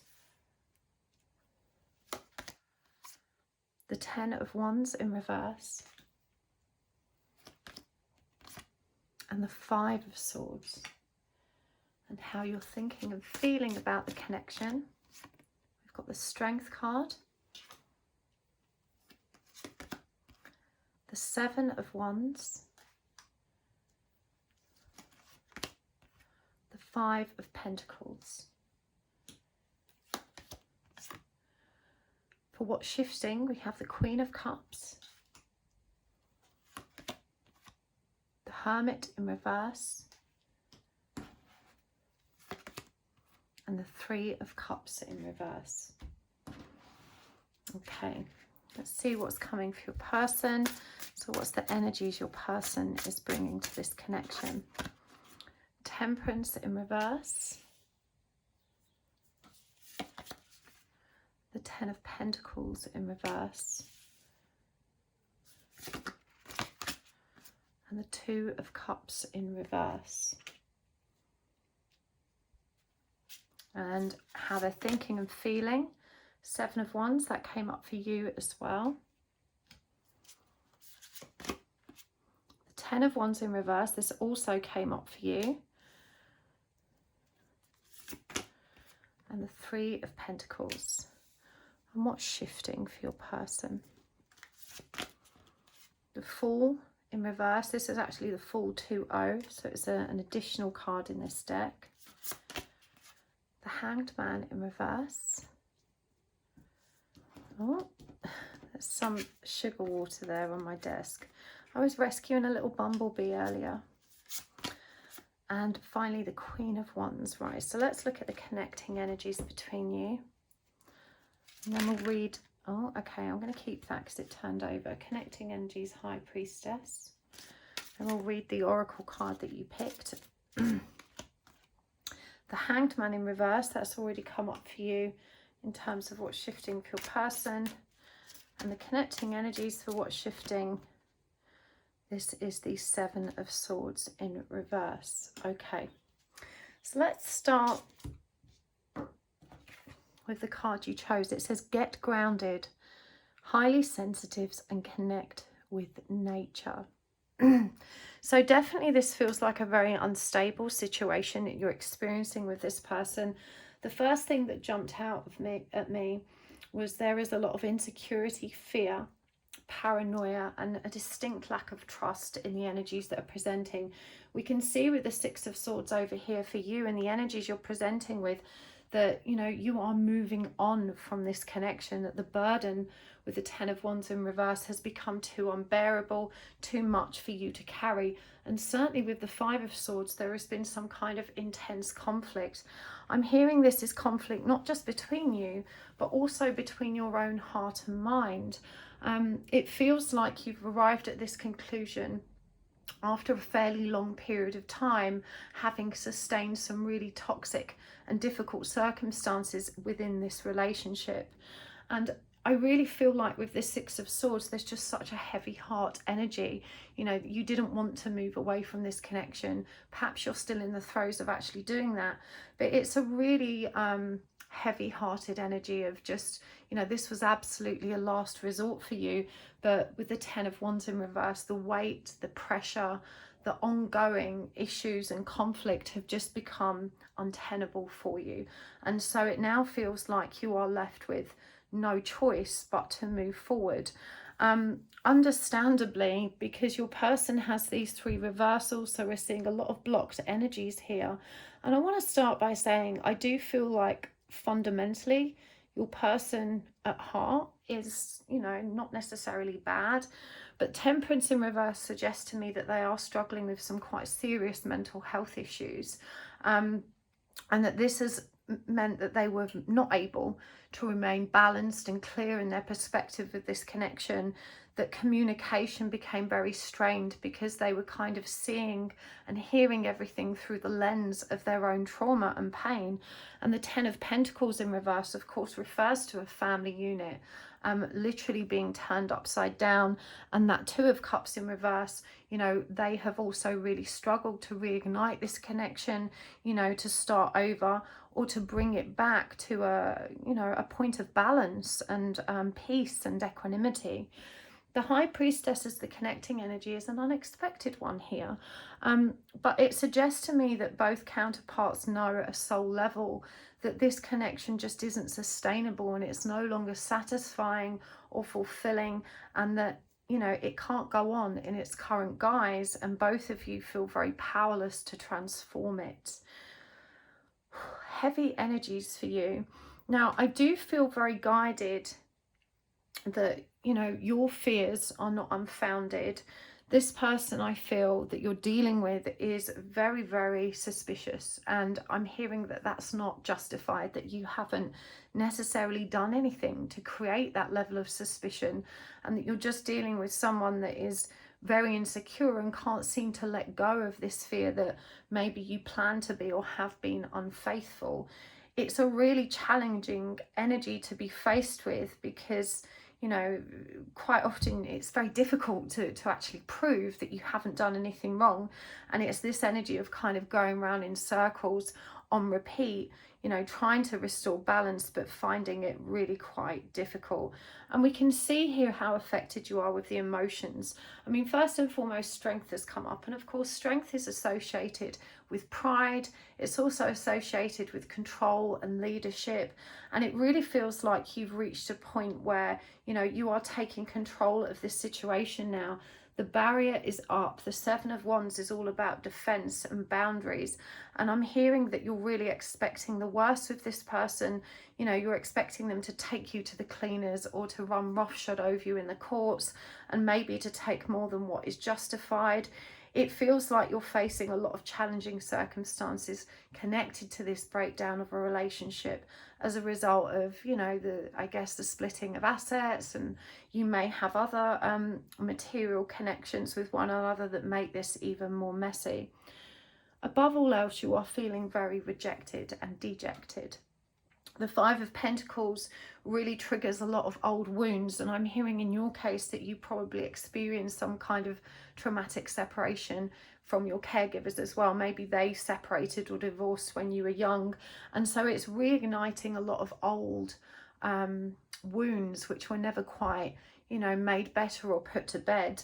And so there's a lot of anguish, there's a lot of resentment, there's a lot of regret that you've ended up in a similar situation. And even though it's a cat featured here, I'm hearing that for some of you, you know, there are very small children to consider, and that just makes the whole situation even more gut-wrenching and more guilt-inducing. Your person also has Seven of Wands energy, and you know, both of these cards are indicative of defense, and it just feels like neither one of you is able to truly align with or understand the other person at the moment. Now in your case, I do think you have your hands full, because I said I don't think this person is behaving in a way which is relative to who they truly are and how they have been in the past. It feels to me like something has happened to them to disturb their state of mind, and that they have become increasingly more difficult to deal with. You know, something has triggered them that's kind of given rise to these really destructive behaviors in them, and they just don't know how to get a handle on it. You no longer know how to help them. And, you know, certainly both of you are resistant to, I guess, hearing the confrontation and inflammatory communication from one another. It just feels like there's a lot of slinging of mud at this stage in your connection, and you're both feeling this need to kind of protect and preserve self. And as we saw here, you know, they also have the Ten of Wands in reverse. It's interesting that for you it came up to the energies you're bringing, and so it feels to me like this is something you've already communicated, whereas the feelings or thoughts, I guess we could assume, are what remains hidden or private. But you know, they are definitely feeling the weight of this, but I do feel that they would like to work it out. The Three of Pentacles is a collaborative energy, and it just feels to me like this person, you know, does wish that they could make it better. They just don't know how, and they are so defensive and resistant to hearing about, you know, the shadow aspects that they're projecting and bringing to the table, that it just makes it almost impossible to actually, you know, navigate through that. I'm also intrigued that the Three of Pentacles can suggest a love triangle. You know, here you see three people, with one person at the bottom, another stuck in the middle, and another one on top. They're also connected to the energy of the cat, which of course references that intuition and shows up again here, and also here with Temperance in reverse. And so, you know, this person may accuse you of gaslighting them, of forcing them to question their own integrity. And that's an incredibly difficult situation to be in when you really haven't done anything wrong. And as I said, it really does feel like to me that you haven't been unfaithful, and that the suggestion that you might be, or that you've thought about it, or that it already has happened, is unfounded. Now, I guess for some of you watching, that may not be true. Perhaps, you know, there has been an incident which was inappropriate, or, you know, it's the case in your instance that there was no smoke without fire, and maybe something occurred to actually trigger this. But for the most part, I do feel like it was just unfounded, and it's this person's worsening mental health that has kind of triggered this fear, this insecurity, and it really does feel like paranoia. When Temperance is in reverse, it always strikes me as dramatic codependence, someone who isn't able to be accountable to their own happiness and their own you know, sense of worth, and so everything is kind of placed on the other person because they simply cannot support selves. that's never a healthy dynamic, and of course puts a tremendous amount of pressure on the person that then is required to carry the weight for both of you. The connecting energy here is the Hanged Man in reverse, and this shows us that both counterparts feel unseen, unheard, like the other's not understanding them, like the other is in denial or not recognizing or identifying with their perspective. Of course, the Hangman, when it's upright, is symbolic of a dramatic shift in perspective and ability to see things in a new light. And so, you know, with this card being in reverse, we can see that that energy is very much blocked. Overall, you know, the energies and feelings and thoughts here are very, very strained, very, very tired. Certainly it appears that you, pile 3, are kind of now summoning the strength to take action. And with the 6 of Swords there, that you've probably already decided to move forward, swallow your losses, and kind of, you know, try and make the best of this very bad situation so you can come out of it hopefully largely unscathed. I feel this person may be very resistant to that, and that they are still angling for, you know, some kind of relationship recovery. So certainly in that case, you know, you are both facing in different directions and making different decisions. In terms of what's shifting, it's interesting to me that we have the Queen of Cups over here and the Queen of Wands. Now, of course, the Queen of Cups is the Queen of emotions. Traditionally, this is associated with Cancerian energy. And for those of you that are interested in the signs, we have a lot of Virgo and Leo here as well. But the Queen of Cups is also very measured at an emotional level. And she's normally illustrated as having a lid on her cup, which demonstrates her ability to kind of measure her emotional flow and not to allow it to kind of rush out in an uncontrolled way. But this cup shows something different. Indeed, she's not even holding the cup. It's almost like it's floating in the air with a life of its own, and it's certainly spilling out into the cosmos unharnessed. And so I really feel like, you know, you can probably expect that despite your much more mature emotional perspective, this is going to be a really emotionally overwhelming time for you. We've got the Hermit in reverse here. And, you know, this card asks you to dig deep and turn towards self. In fact, the 3 of Cups in reverse does suggest a dramatic withdrawal from your kind of social interactions, perhaps family interactions as well. I'm noticing again the suggestion of tea here, which in England, you know, drinking tea is what we do, even in a major crisis. I guarantee you could see someone get hit by a car and there'd be someone by the roadside saying, I'll go and put the kettle on and make tea. Keep calm and carry on and have a cup of tea. And so it does feel like you're kind of withdrawing and, you know, not interacting with people or allowing yourself to receive the support available to you. I'm going to get more guidance cards around this, but my instinct based on how the cards are presenting and, you know, looking at the difference when we turn them upright, the Hermit in reverse, we could say, is a very ill-dignified or distorted withdrawal. It's a withdrawal that isn't productive or rooted in forward progress. When it's upright, it's introspective, it's seeking light and truth, and it's also about self-empowerment, self-preservation, and the power of solitude. And so, you know, whilst it maybe is wise to take time out from social interactions, I do feel that the fact that these cards have, you know, this message has showed up by way of reversals is perhaps indicating that that isn't a healthiest option, that you should lean into the support available to you if you can, you know, while still taking that time for yourself, but using it productively so you can grow through this situation.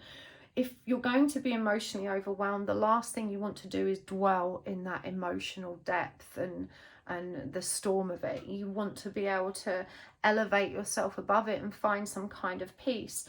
The Hermit, the fact that it's in reverse, but even that it's present, does suggest to me you do have some awareness, skill, and practice around mindfulness or meditation or learning how to quell your own anxiety and fear. And now is the time to really assert those skills and to allow yourself to use them in order to support yourself through what is, you know, very much a very difficult time. The Fool in reverse. Now, as you can see, this is the Fool 2-0. In the original Fool card in this deck, we see the dog having already leapt from the cliff, you know, already having taken that leap of faith. But here, it's in reverse, and we see them on the very edge of it, looking somewhat startled. The feather, which symbolizes hope, is actually behind them, and they're not paying attention to it. And I'm also really drawn in by the darkness of this card, almost like they are leaping into the darkness. I do feel like your person has a choice. You know, we all do. Certainly mental health is a very real issue, and it's not easy to extricate ourselves from depressive episodes, but neither is it impossible. But I feel like your person is unwilling to take a leap of faith into their future and face themselves in such a way that they're willing to make changes. Again, we see the Hanged Man in reverse here, this inability to shift their perspective. And so if you were wondering if you're doing the right thing by moving on, and actually I thought this was the Seven of Swords, but it's actually the Six of Swords, which also showed up here.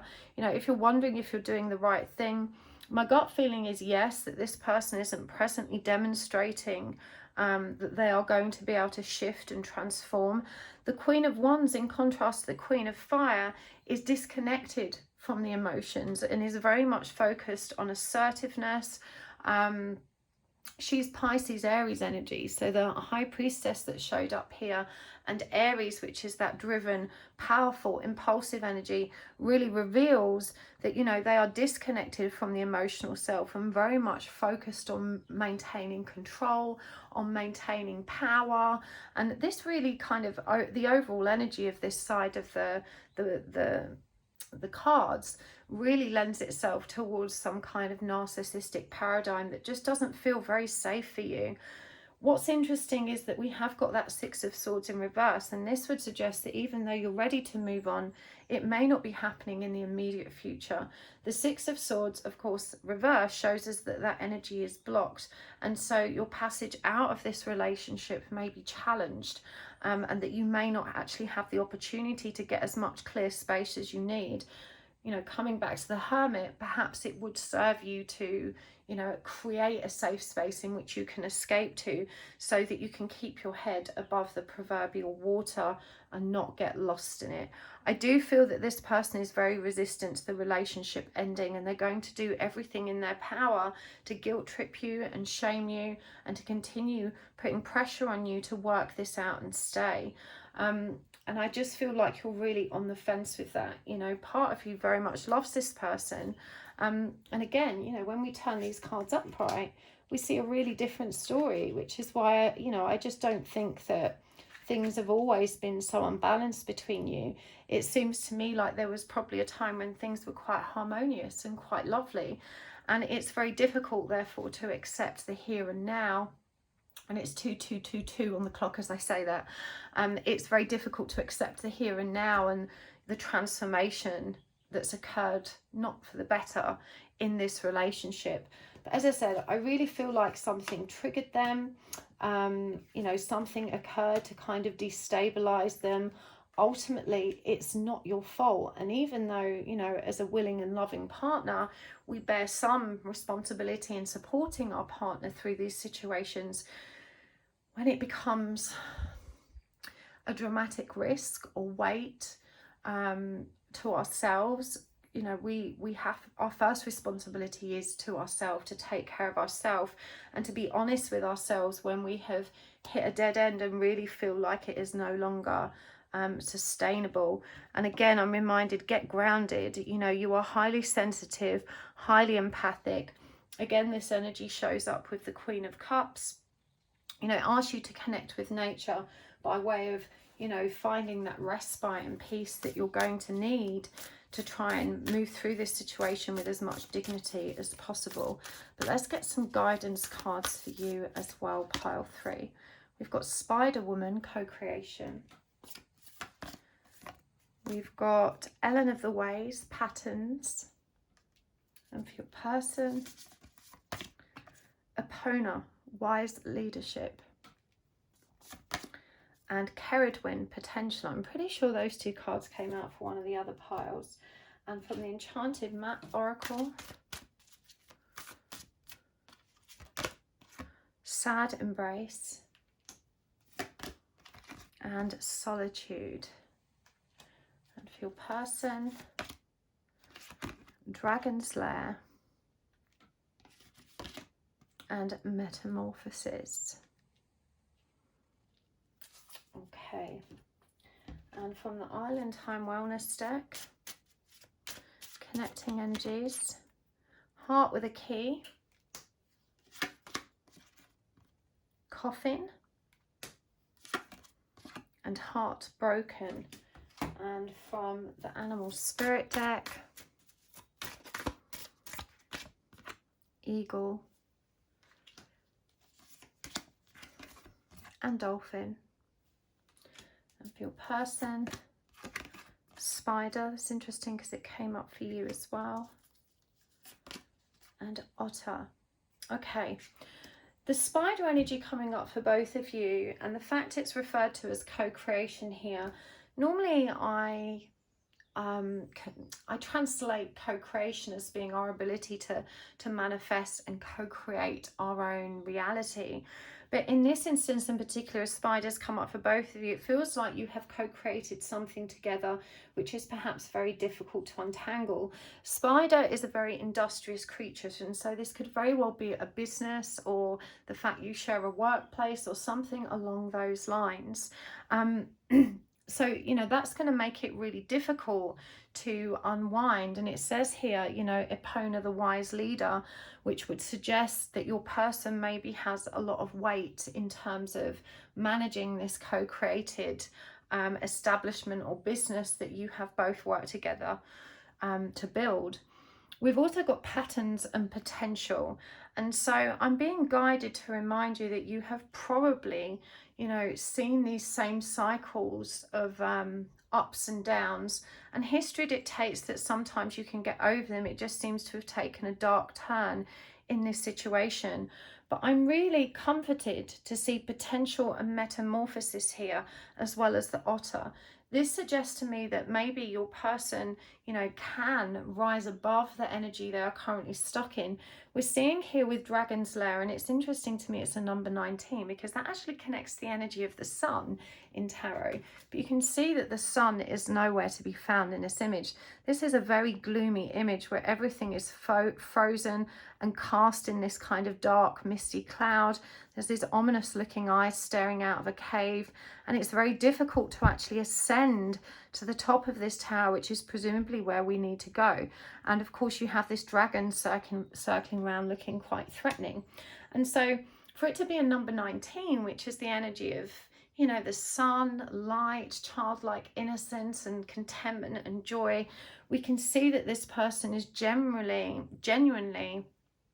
kind of shrouded, or, you know, cloaked and hidden from that state of being. But there is potential here for transformation.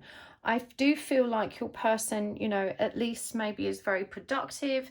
They can be very practical. Certainly they can, you know, contribute from a leadership perspective to whatever this situation is that you've co-created. And it may not be a business or, you know, something literally finance related. It could just be, you know, the co-creation of the home and them being the person that runs or operates that. But you're definitely, you know, identifying with their role and wondering how you're going to manage without it. I feel like they have the potential to cope regardless of any separation, as do you. You know, patterns comes up to remind you of cycles you've experienced before. And this is a number 12, like the Hanged Man, which, as we discussed earlier, is about a dramatic shift in perspective. And so I do feel you're being asked to assess and reflect upon any cycles of a similar nature in your past. And we discussed earlier old wounds and abandonment wounds coming up for healing. I feel like you're being triggered in a similar way, and that you're being asked to pay attention. It says here, welcoming love, meeting the one, opening your heart and getting together. And, you know, that seems very much at odds with what's happening here. But of course, underneath we have endings bring new beginnings, growth, change, liberation and transition. And so maybe it's the case that a temporary separation will give you both enough space to really reflect on, you know, the dysfunction that's presenting in this connection. I mean, even though I say this person has mental health issues and is maybe bringing a lot more weight to the table, I'm a firm believer that, you know, a relationship takes two people to maintain. And whether we have good intentions or not, the bit in the middle was co-created by both parties. And so, you know, you must resist the urge to point the finger of blame, especially if you're married. You know, is the old what's the oath, in sickness and in health. Certainly marriages or, you know, long-term relationships present very unique sets of challenges because people are constantly evolving and growing and shifting in different directions, not always easy ones. And so I feel like a period of solitude will really help you, you know, have a, we could say maybe a temporary ending that would give your person maybe enough space to transform and you the solitude that you need, you know, to potentially recover. Now, solitude in this case is also represented as a tower, and I can't help but see the similarities between these cards. You know, in one instance, the tower is very accessible. There's even a little ladder there, and the door, you know, but you have to wade through quite big emotion in order to get there. In this one, it does feel like their path is very much inhibited. And so, you know, this also 4 and 5 reduces to the number of the Emperor, number 4, 5 the Hierophant, and of course 9 the Hermit. And so it just feels to me like, you know, you are going to have to take care of yourself in this situation, and you have no choice but to do that. Your person isn't equipped to be able to offer you that support, and it does feel like you are too drained now to be able to offer it to them. You have Eagle and Dolphin here. Now, Eagle is all about higher perspective. It connects the energy of spirit because eagles fly so high. They have this incredible ability to see from a great distance. And they're referred to as messengers of spirit because of that connection between the earth below and the heavens above, and that beautiful broad perspective that they have. Here we see the sun illuminating the card, and for me that refers to the energy of truth coming to light. The dolphin also promises that, you know, happiness, peace and contentment can be restored, perhaps not necessarily within this connection, but certainly within yourself. The heartbroken card says deeply hurt, sad, separation, breakup, feeling lost, grieving and mourning. And so it does seem like there may be I mean, I've just had the insight that for some of you, even though you didn't cheat and you genuinely weren't unfaithful, perhaps there is someone in the background that really sparked a kind of intense chemistry or interest in you, which also caused you to look at this relationship you're having in a very different light. It does say here meeting the one, and as I said, this card very much contradicts the energies that are present. So I'm wondering if, you know, even though nothing's happened, if there was some kind of meeting that happened outside of the relationship that sparked all of this kind of suspicion and fury. I don't feel like you actually acted upon it or did anything, or maybe it was them. You know, quite often the people that are the most paranoid and suspicious are the people that are, you know, working within those parameters themselves, because generally speaking, humans expect other people to behave like them, right? So certainly there could be something in the background for some of you. I do think the fact that this shows up with a key and a padlock, as I said, I'm on the fence here. Tarot is never entirely conclusive. Its role is to give us as much guidance and insight as possible so that we are armed with the right information with which we can then assert our free will and choose what feels right for us. As I said, your person does show the potential for transformation here. And I do think that you can rest assured, whatever their material contribution is in an industrious sense, that they have the power to maintain and uphold their role, whether it be, you know, career focused or family focused. But it definitely looks to me with Coffin and Heartbroken like likely you have definitely already reached a conclusion that you're moving on and that you're at the very end of that connection. And so, you know, Spirit is reassuring you to lean back in, to get grounded, to connect with nature, which is where you will find the answers within yourself, and to trust in a happier, joyful new beginning. Let's get some charms as well. Sending you so much love, pile 3. This is a really difficult situation for you to be in. Let's see what we've got here. Love hurts. Yes, it does. It's a risk we always take. Okay. Lit, the light bulb. The aeroplane. It's too peoply outside. The two knives. The acorn. And the rose tinted glasses. Okay, I'm going to start with this one because I read this charm in a variety of different ways, but what really came to mind when I held it up just then was the reminder of how we started this reading. And I said, you know, you two may have been childhood sweethearts, you may have been together for a very long time, grown up together, and you know, you perhaps had a very idealistic perspective of what love is. I do get the impression that you are a very emotional person. You probably have a lot of water in your energy, or water placements in your natal chart, such as Pisces, Cancer, Scorpio. Certainly I associate Spider with Scorpio energy. I'm not sure why. I don't know if it is actually connected to that, but I always think of it as that very dark, mysterious, independent energy. But Scorpio feels everything. It feels to the very extremes, and certainly it can be prone to idealism and kind of painting castles in the sky. And so I think this is very significant that, you know, these cards that were in reverse, me saying, you know, I don't know if this is the truth of who your person is. The thing is, people do change, and this is who they are right now. And, you know, unfortunately, we have to believe what we're being shown in any given moment. It's very difficult when things have been hard or strained for a prolonged period of time to trust in a better outcome. And I do feel, you know, as I said, that this person is very much up against it and perhaps doesn't know how to recover who they were. You know, it does feel that they have changed irrevocably, but with metamorphosis, it doesn't mean they can't change some more for the better this time. And you know, it's up to you to take enough time for yourself, to care for yourself, to be able to arrive at the right conclusion. We can see how palpable the indecision is with the two knives. This reminds me of the Two of Swords energy, where, you know, you feel you're damned if you do, damned if you don't. Breaking up is, of course, never easy, even when our heart, you know, feels like the pressure and weight is too heavy and that there's no other option. It's still an incredibly painful thing to do. And it just feels like, you know, maybe you're not entirely ready to really close the door. It feels like you want to, but there's a lot of doubt there. You're being asked to trust in new beginnings. You know, from one little acorn, very big, strong trees, grounded energy grows.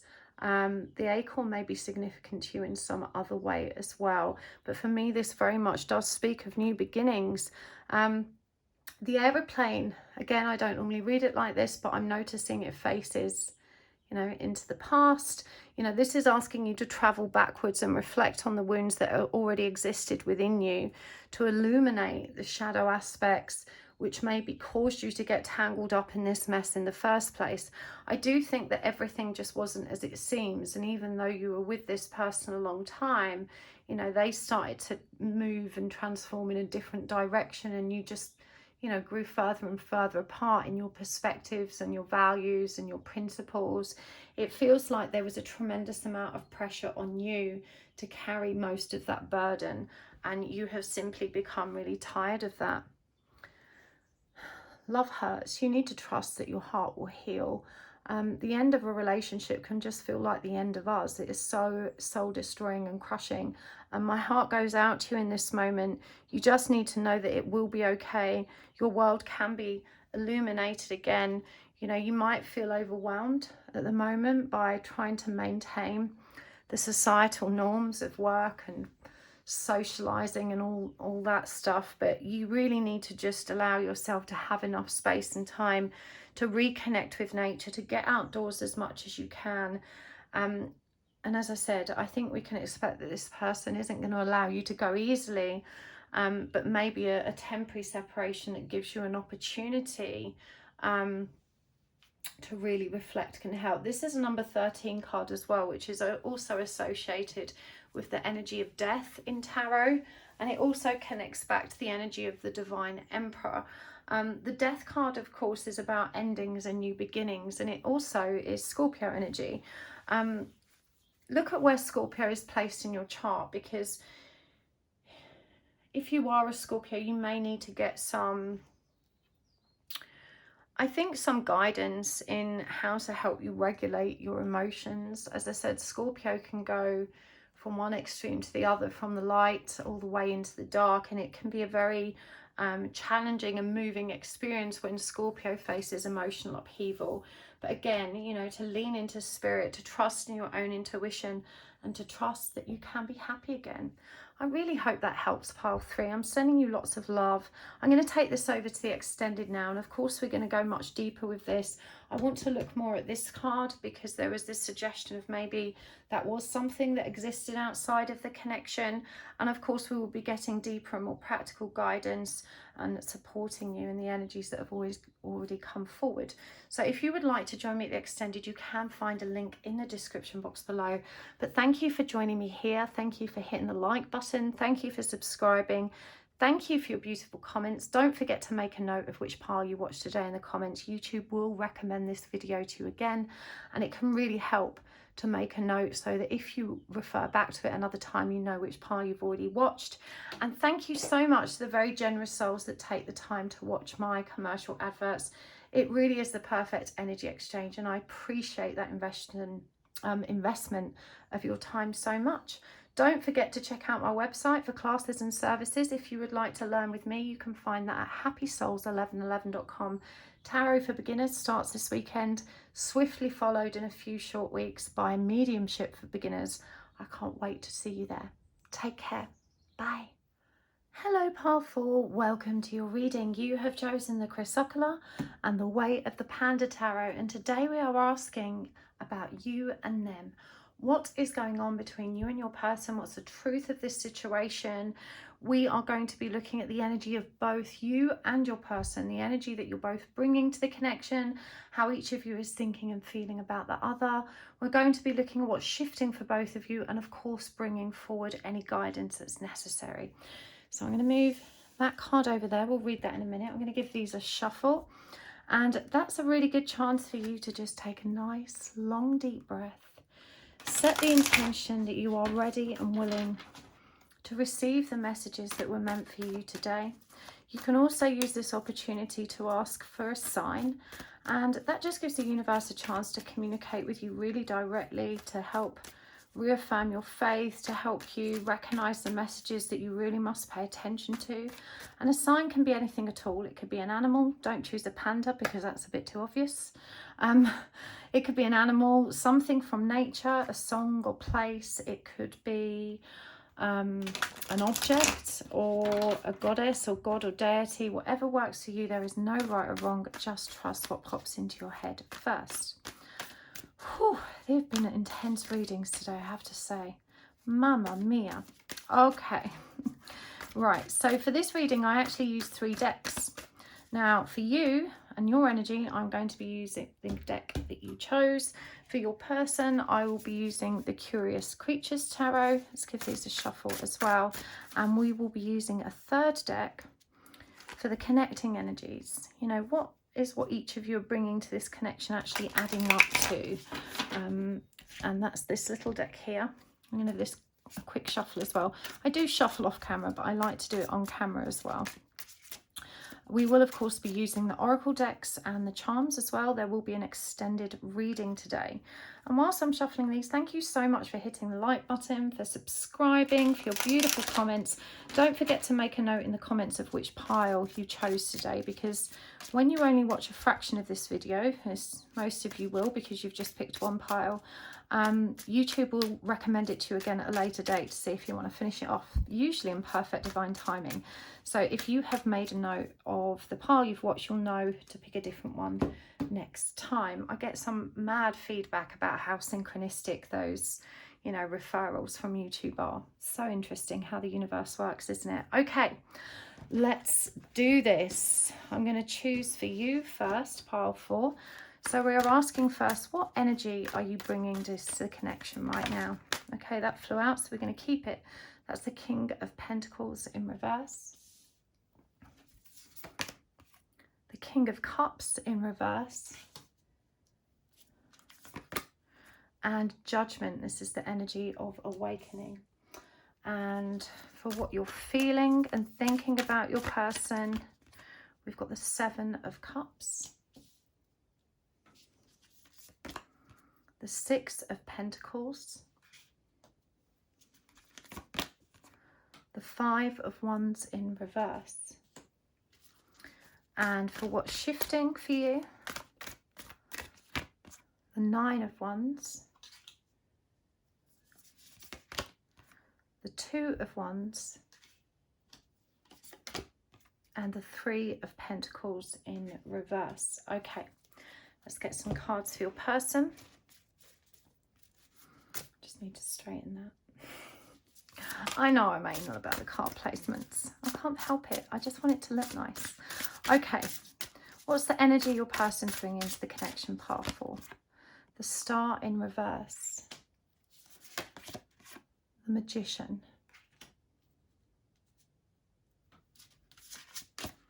and the High Priestess. Wow, powerful vibes right there. And what are they thinking and feeling? The Seven of Pentacles, the Ten of Cups, the Nine of Pentacles in reverse, and what's shifting for them? The Six of Cups in reverse, the Seven of Cups in reverse. This card showed up for you over here in the upright position, and the Ace of Cups in reverse. Okay, and the connecting energies down the middle. The Ace of Pentacles in reverse, the Eight of Wands, and the Hermit. Okay, let's start with this card that you chose over here. This is the Priestess. How are you being called to step up and lead? Really interesting energy. We'll see how this refers to your reading as we move on. I'm just noticing and feel guided to point out these wings here. They feel really significant. And there's also this suggestion of some kind of, I think it's like an Egyptian serpent here on her head. Okay, we'll figure that out as we go. Let's start with you. The energies you're bringing to the connection. We've got two kings in reverse. The King of Pentacles, King of Cups. This is Virgo, Taurus energy, Scorpio energy. And we also have Judgment here, the energy of awakening. And I'm really fascinated by this particular illustration because, you know, unlike the traditional Judgment card, which shows all these bodies rising out of coffins when called by the Archangel, here we see all these feathers and dragonflies appearing from the horn. Now, dragonflies are symbolic of kind of skating over the surface of emotion, even though there may be a lot of depth there, and feathers are related to hope and optimism. And we can see here that this panda's leaning back into this kind of bed of flowers, which is symbolic of growth, harvest, things coming to fruition. All of the colors here suggest to me that it's not so much just an awakening of your soul as an awakening of your optimistic nature, and also the awareness that maybe there are more emotional depths for you to explore. We've got the King of Pentacles and the King of Cups together, and this is a very powerful combination because both of them indicate distorted masculine energy. Now, that doesn't mean that you're the masculine counterpart in this situation, just that these are the energies that you are releasing, transmuting, and letting go of right now. You may have felt previously that you were trying very hard to maintain emotional control and material stability, having identified these masculine traits in you, indeed distorted masculine traits. This could look like hyper independence, emotional avoidance. You are now waking up to the reality of a new and more balanced version of you. And again, I think those dragonflies are so significant in that case because, you know, dragonflies, as we said, they skim the surface of the water, and water represents the emotional body. And so it feels like you finally stepped into some of your feminine power, which has allowed you to restore some optimism and faith in this connection and kind of find a much better balance. And it just feels like a really euphoric feeling. Perhaps you've actually experienced some kind of intense shift or awakening that has really allowed you to become aware of the distorted masculine energy that you have been so rooted in, and so you're releasing this now and you're feeling all of that gentle and lovely energy of your feminine self. But it also feels quite vulnerable. Even though it's exciting, there's this energy of trepidation around it, which is quite interesting. For your person here, it's so interesting that we see the opposite, because the star in reverse is a lack of faith, a lack of hope, a lack of trust and belief in their ability to co-create and manifest the connection they want here. And yet the magician and the high priestess reveal that actually they are very powerful and they have very keen intuitive awareness about this connection. The magician is a very skilled energy. I often refer to this as the very cheeky, cocky, charismatic player type energy, the trickster energy. But the fact that the star comes up in reverse and precedes it is so interesting to me, because of course we cannot manifest what we want when we don't align with faith or belief. Creation is thought plus belief. And so in the absence of belief or faith, you know, we have very limited opportunities to actually co-create that which we want. But the high priestess shows that this person is also having some kind of intuitive awakening or awareness about you. You know, there is a lot of movement here, a lot of dramatic shifting, but also in their case, this kind of painful energy of, oh, it's just not possible though. You know, it just feels like a pipe dream. And indeed, the connecting energy is the Ace of Pentacles in reverse, which demonstrates that both parties are very much seeing a dead end in this connection. Like, even though they may be coming to these realizations about self and one another, in your case recognizing a deeper layer of emotion, and in their case that intuitive awareness with the absence of faith, you know, it all leads to the same conclusion, which is nothing can actually happen here. You know, it's all just, you know, some kind of dreamy wishy-washy fantasy. And indeed we see that with your feelings here with the Seven of Cups. The Seven of Cups is about options, choices, daydreaming, and you can see that that daydreamy state is illustrated quite clearly here with the panda snuggling up on the cloud and all of these different opportunities presenting in the cups. It's also followed by the Six of Pentacles, and again this is such an interesting energy, because the Seven of Cups, you know, whilst that's all that daydreamy kind of idealistic fantasizing, wondering about what could be, the Six of Pentacles is a very grounded, very mundane energy. It's depicted quite differently in this card. We actually see this family illustration with you know, toddler and baby here. This is clearly a couple, but Six of Pentacles is traditionally associated with the energy of an imbalance where reciprocity is concerned. So one person adding more to the pile than the other. And you can see here that the scales kind of demonstrate that, and that the coins are kind of scattered. This is such an interesting energy to show up for feelings. It suggests to me that you have other obligations, other pressures that you must take care of, even though it's not fulfilling or representative of a balanced interaction.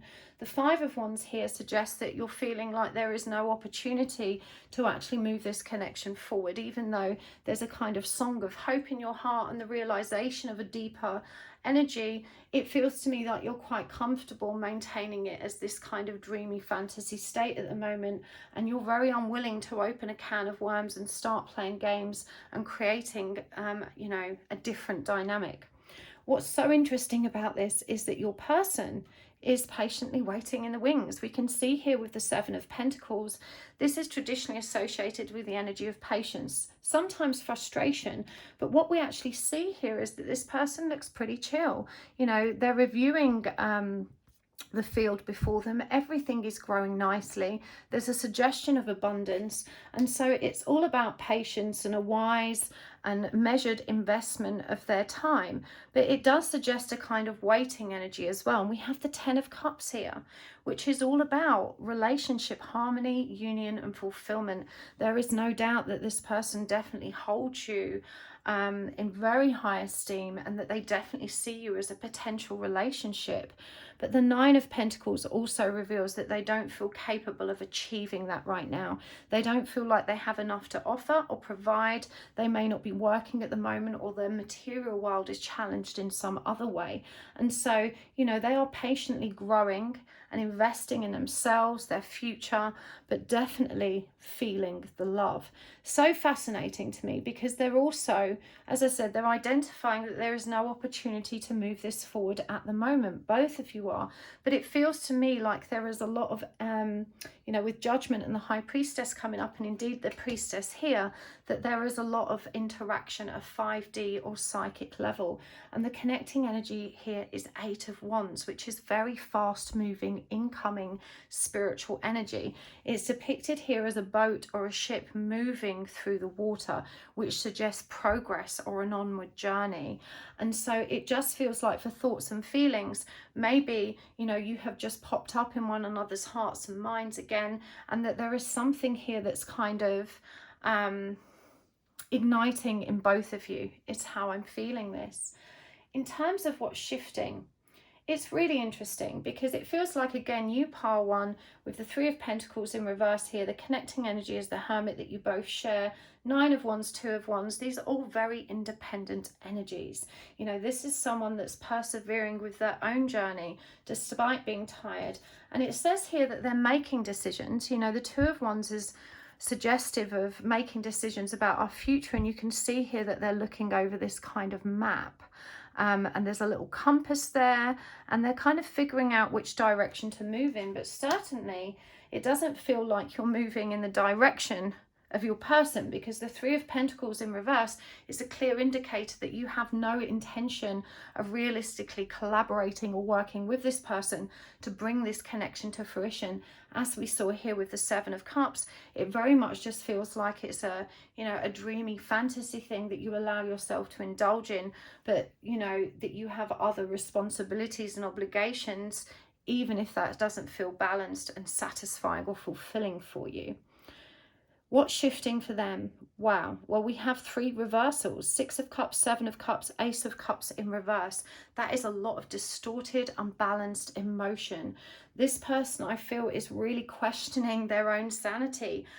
They don't want to think about this anymore, because they recognize how impossible it is. And we're seeing them here literally trying to turn that cup upside down to rid themselves of the intense emotions that they're feeling about you and the situation. This is very much an attempt to stop thinking about it, to stop dreaming about it. Again, you know, those 7 of Cups energies came up for both of you, to stop perceiving this as some, you know, soulmate connection, because it just feels so impossible and so out of reach. It's a very frustrated energy, and so in complete contrast to where we see them now, with this kind of patience. Well, you know, I'm just going to see what happens, I'm going to keep working on myself. You know, this lack of faith, it feels, will continue to kind of inhibit them from actually making any real progress towards you. And indeed, the connecting energy here is the Hermit. We all know that the Hermit is about solitude. I love how it's depicted in this card, because it features this person reaching out to touch the light. And of course, the 3 snails there, which incidentally is the number of the Empress, or the energy of creation. But the snails symbolic of that carrying our home and everything we need on our backs. And so, you know, looking at the trajectory of this, I don't see you two coming together. And it's actually quite sad, because I just feel like through your connection to one another, you have learned so much about yourselves. It's certainly given rise to this spiritual experience. It's given this person the kind of gumption to start manifesting and creating something better for themselves. We see that careful, patient and continued investment with this goal in mind, but also this kind of feeling of it's so impossible. And I just feel like they can get really down in the dumps with it, you know, seeing you over here having this other life, unable to make the decision to actually move towards them. But as I said, you're both discovering something beautiful about yourselves. And coming back to that Priestess card, you know, how are you being called to step up and lead? The priestess, of course, shows up here for your person. It's a number 2 energy, which is about duality. And the high priestess is that connection between source energy or 5D energy and the earthly realms. It's through that intuitive process and the receiving of wisdom through the intuitive and emotional bodies that we're able to really observe what unity is. And the magician is the earthly representation of unity. And the magician is such an interesting card to me. I do see these as masculine, feminine energies. Now, the magician represents all of the earthly elements. You know, he has the cup for water, the sword for air, the wand for fire, and this pentacle representing the earth. And you can see that he's entirely focused on and juggling these energies. And even though that very symbolic infinity symbol of number 8 is up there, there's a golden one that sits just behind him, just beneath his conscious awareness. And the magician is obsessed with the earthly realm and the earthly matters. He's obsessed with using these elements to create in a very literal, tangible sense. The same way, I guess, you would build a house. Whereas the high priestess, she is more about the emotional, intuitive, mystical realms. She has access to a higher wisdom, as we can see, because she is crowned by the moon. And I'm just noticing now that there are also 2 feathers hanging down beside her, just as we saw here, a light and a dark aspect representing duality. And remember, when we bring it together in yin and yang, that symbol of the 2 connecting to create unity. Without doubt, this is a very significant soul connection for you both. And as a result of this meeting and this activation that you've experienced together, there has been a tremendous amount of growth. And even though on the surface it looks like a very, you know, sad story of unrequited love, someone, you know, really wanting this union and the other person feeling rooted to the spot with what they have already, there's also so much joy. You know, I saw this here as this feeling of euphoria. And even though there was a trepidation around that, I think it's more about the fear of what's next, the unknown, not knowing how to kind of handle these energies. But as I said, it's also euphoric, exciting, and this energy of kind of feeling reborn and growing through it. The fact that it suggests you're being called to step up and lead, for me, suggests that one or both of you, and we'll get the guidance cards now, but someone needs to speak up. Someone needs to say something and communicate something.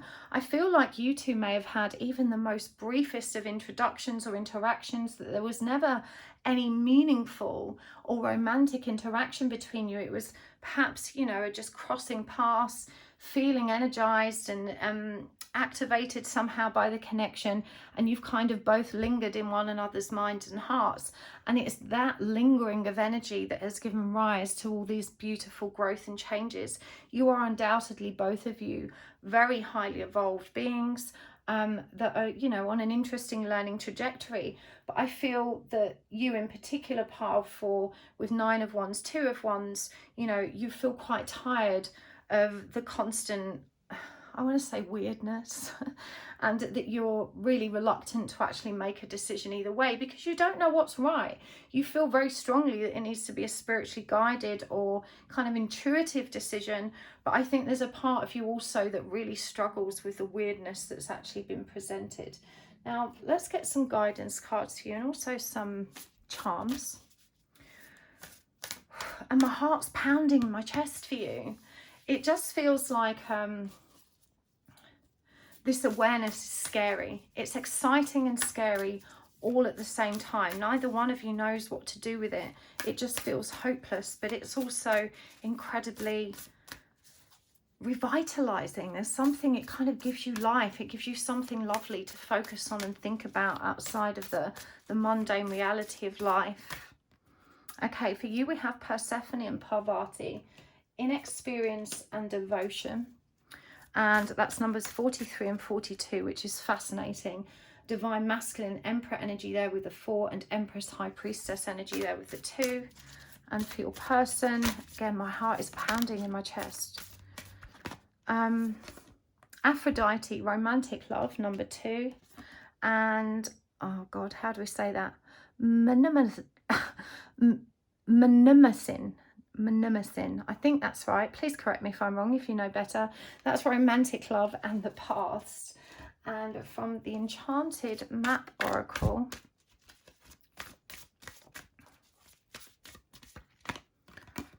Sacred Pool, number 47. Commitment, number 36. And for your person, Education, number 35. And Stuck in the Mud, number 24. So again, High Priestess masculine, Empress Hierophant, Empress Lovers, Emperor Divinity. Powerful, powerful combination of numbers for you here.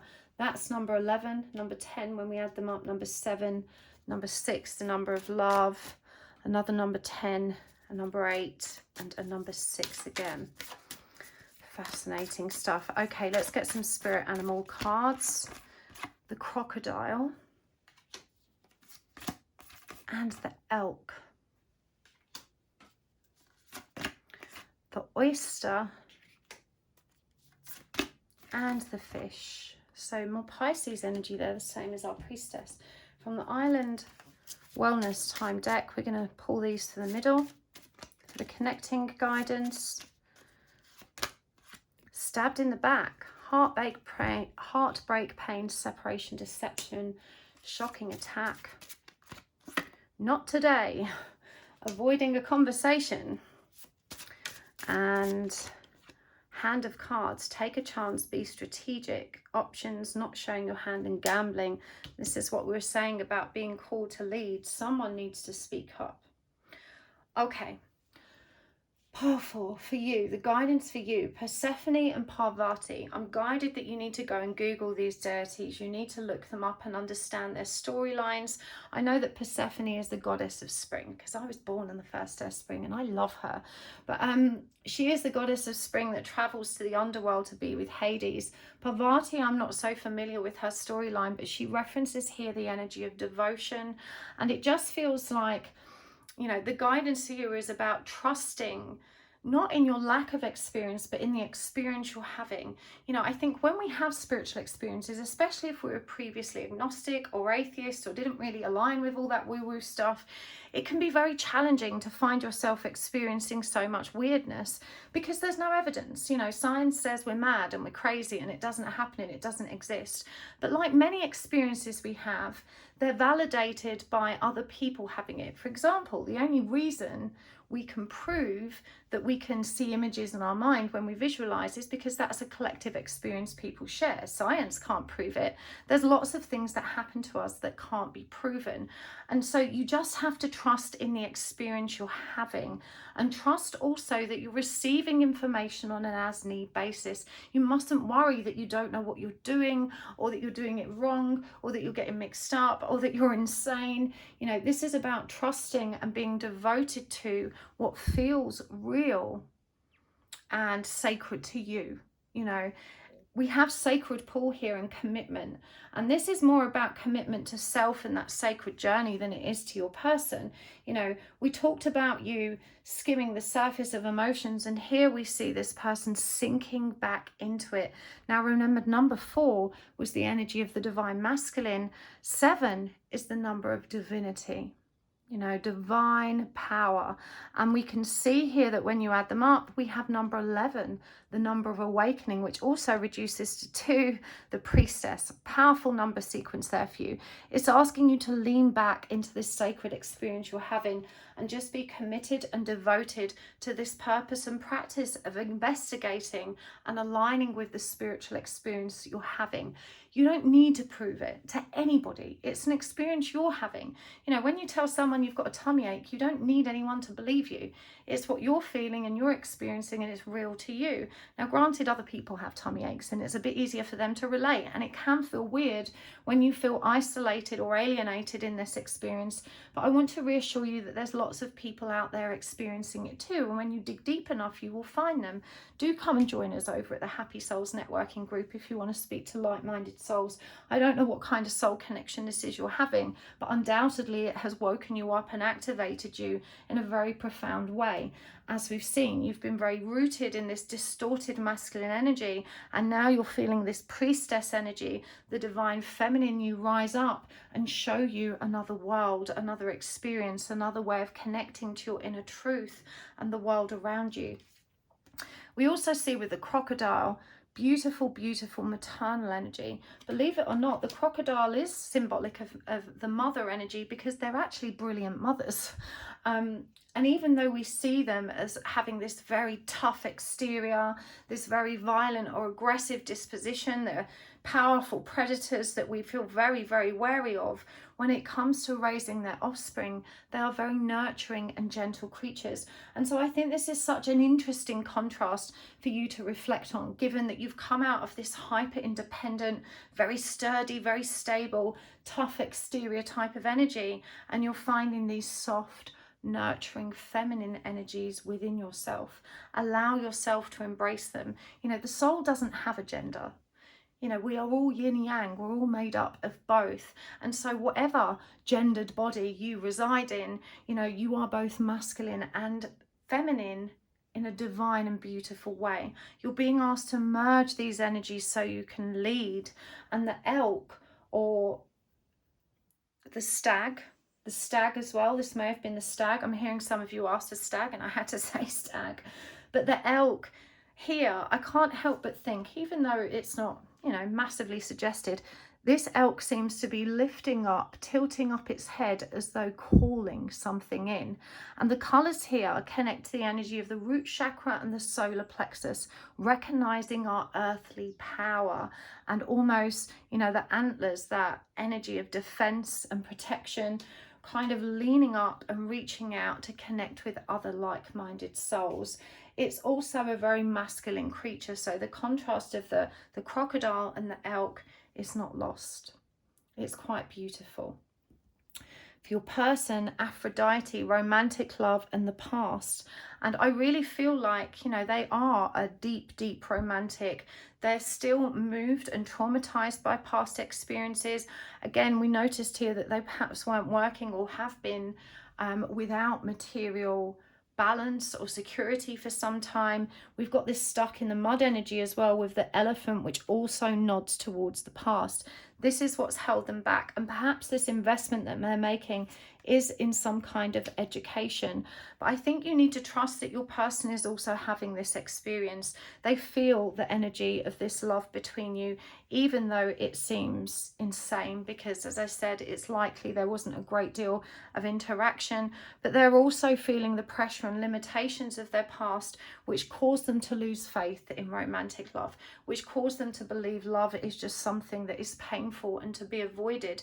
I do think this person may have been single for some time because they've been badly burned and they carry this weight with them, but definitely it feels like they are learning about who they are. We see the heron here, which for me is a sacred symbol of learning, and also this little fairy, which is suggestive of that wonderful, playful, spiritual energy that leans in to make sure we're guided to the right lessons and learning resources.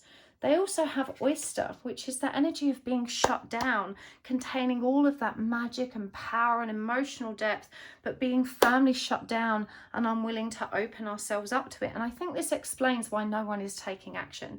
Neither one of you wants to take that risk and make yourselves vulnerable. You know, the fish again is Pisces energy. It's dreamy, it's romantic, it's very sweet and soft and sensitive. It's also the high priestess energy. But remember, you're both being called to lead, to step up and lead, and your person feels too trapped and stuck in their emotional past to be able to step up and do that. And it feels like, to me, you're too challenged by the weirdness of this experience to really kind of rise up and acknowledge it in a meaningful, real 3D way as well. And it says here, heartbreak, pain, separation, shocking attack. Now, I have to be honest with you, this card has kind of thrown me because it's a really strange and peculiar card to come up in this position as a connecting energy. You know, we have an experience, devotion, romantic love, the past, but perhaps it relates more to the past and that feeling of creating heartbreak from where you stand, or getting involved in separation or deception, and also the shock of this energy and this kind of weird activation that you both experienced. Certainly it has both caused you unexpected heartbreak because you feel like you've grieved or are longing for a person you don't even know, and that really does kind of move us to the edges of insanity and beyond. It's a very difficult thing to come to terms with, but you won't be the first person that this has happened to. You know, you need to reach out into the spiritual community and dig for the right information to remain devoted to this sacred pool of information that is available to you. It says here, not today. I'm not dealing, hurt, avoiding a conversation, call or person, boundaries, or still angry. So maybe there was some kind of conflict or interaction between you. Perhaps this was your way of pushing one another away or creating distance between you. Or maybe it was just some dramatic misunderstanding that resulted in some kind of, I don't know, conversation going awry or some kind of conflict that was really unexpected. Whichever way we look at it, neither party is willing to communicate. Again, this is where the bone of contention is. You are being asked to step up and lead. This connection can't move forward in a truly meaningful way unless someone takes that chance. And it says here, look at that. The Ace of Swords here as well is about truth, which is shown on this card here. And it says, take a chance, risk, being strategic, options, not showing the hand, or gambling. And so, you know, it may feel like a crazy risk. How do you reach out to someone you hardly know and say, all this weirdness is happening and I feel really connected to you and it's super strange? I completely understand that. And as I said, I have been in this boat. So many people have. And I want to remind you that for me, through this devotion to my sacred self, I arrived at a point in my own journey in a very similar dynamic at which it was really easy for me to be authentic because I developed enough faith, enough commitment to self, and I guess learned enough about the journey I was having to not feel like it was a risk anymore. It kind of liberated me and allowed me to speak up authentically and reach out to a person I hadn't spoken to in years. And so, you know, you need to trust that they are thinking the same, and you can always word it in a way that doesn't seem too weird, or perhaps open the lines of conversation in a different way. I didn't do that. I sent a really crazy long letter with all the weirdness, and you know, they replied, and it's okay. So you must trust that other people have been in the same boat, and what you find is, you know, you're really not imagining all of this. And even if this person is unwilling to receive you, we are seeing they're shut down right now. Deep down, my gut feeling is that that won't be the experience you have. I think even though they might be cagey, they're going to be very relieved that you've given a voice to this situation that's also been troubling them. Now let's get some charms as well. Oh, deep stuff, powerful.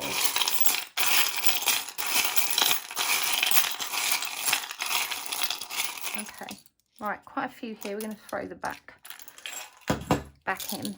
Okay, throat chakra. This is about truth and communication. The camera. Okay, so this is the Instax lens.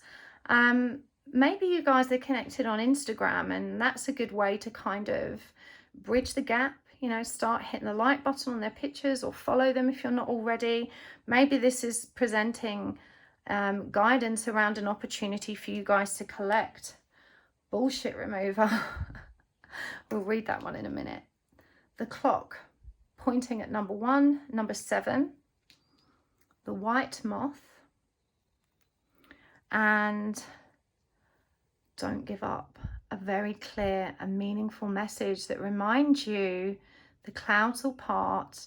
Rainbow is also a symbol of hope and optimism. Remember, we always expect to find a pot of gold or good fortune at the end of a rainbow. It's always a powerful sign that, you know, where there is rain and thunder, there is always light and luminous colour. Bullshit remover. I think this is probably the hardest part about waking up to a spiritual journey or a spiritual counterpart, because there's so much varying information on the internet, so many extreme differences of opinion from different light workers and spiritual people and mediums and channels, that it's very hard to discern what's real and what isn't, what's meant for you and what makes sense. You are being called to step up and lead by your own intuition and discernment. When you dig into this information, some of it will resonate and feel right, and some of it will just feel absolutely crackers. Leave what doesn't resonate, hold on to what does, and trust that the picture will become clearer as you remain devoted and connect to that experience. Remember, Persephone is the goddess of spring, which is about new beginnings, a rebirth. Allow yourself to be a beginner in this field and trust that the information will arrive with you in perfect divine timing. And indeed, the number 1 and the number 7 certainly ask you to remember that. Remember, 1 is about unity and 7 is the number of divinity, and both of the energies here nod towards that yin-yang symbol with that contrasting light and dark, although pink and white refers to the crown and the star chakra, you know, your connection to higher energies, to divine wisdom. The moth is always about coming out of the dark and into the light. It's definitely symbolic of metamorphosis, powerful spiritual transformation, and, you know, moving out of a dense, shadowy reality into the much higher vibrational, illuminated truth of our 5D self. We are all made of light and dark, but we exist in that dense 3D earthly energy without ever really being aware of our light body, much like the magician who's so focused on the elemental energies that he's missing what the high priestess knows about that connection to above and below, here indicated again with the light and dark feathers. So, you know, I really feel like you just need to trust. Communication is called for, truth is called for. I'm assuming that your person is unlikely to stumble upon this reading, although it's not completely outside the realms of possibility. It's quite possible they've had the same hunches, instincts as you and gone away and Googled and stumbled across me too. Who knows? Either way, you are being asked to communicate and speak truth. And again, perhaps Insta is an ideal way for you to bridge that communication gap and reach out. I'm just looking if there's any other words on here which are relevant. Insta lens, focus, range, OGM. That looks like a little message symbol as well for me. Maybe it's not meant to be that. Maybe it's just meant to be a flash or something. But the colour pink here is also about divine intervention. Remember, we saw it there in this one as the suggestion of the star chakra. Whew, I really hope that helps, Pile 4. Please let me know in the comments if this was accurate to you. I love to hear back from you. Don't forget to check out my website for mediumship classes and tarot class which starts this weekend. If you want to join me on the extended for this reading, there will be a link in the description box below, and you can find my website at happysouls1111.com. Thank you for your likes, thank you for your beautiful comments, for hitting the subscribe button today. Tap the little bell next to it so you'll get a notification next time I post. And thank you so much for engaging with the commercial adverts that are in my videos. It really does make the world of difference to me and my ability to support my family. It helps my channel to grow. It's the perfect energy exchange, and I thank you for your generosity. I will see you next time. Bye.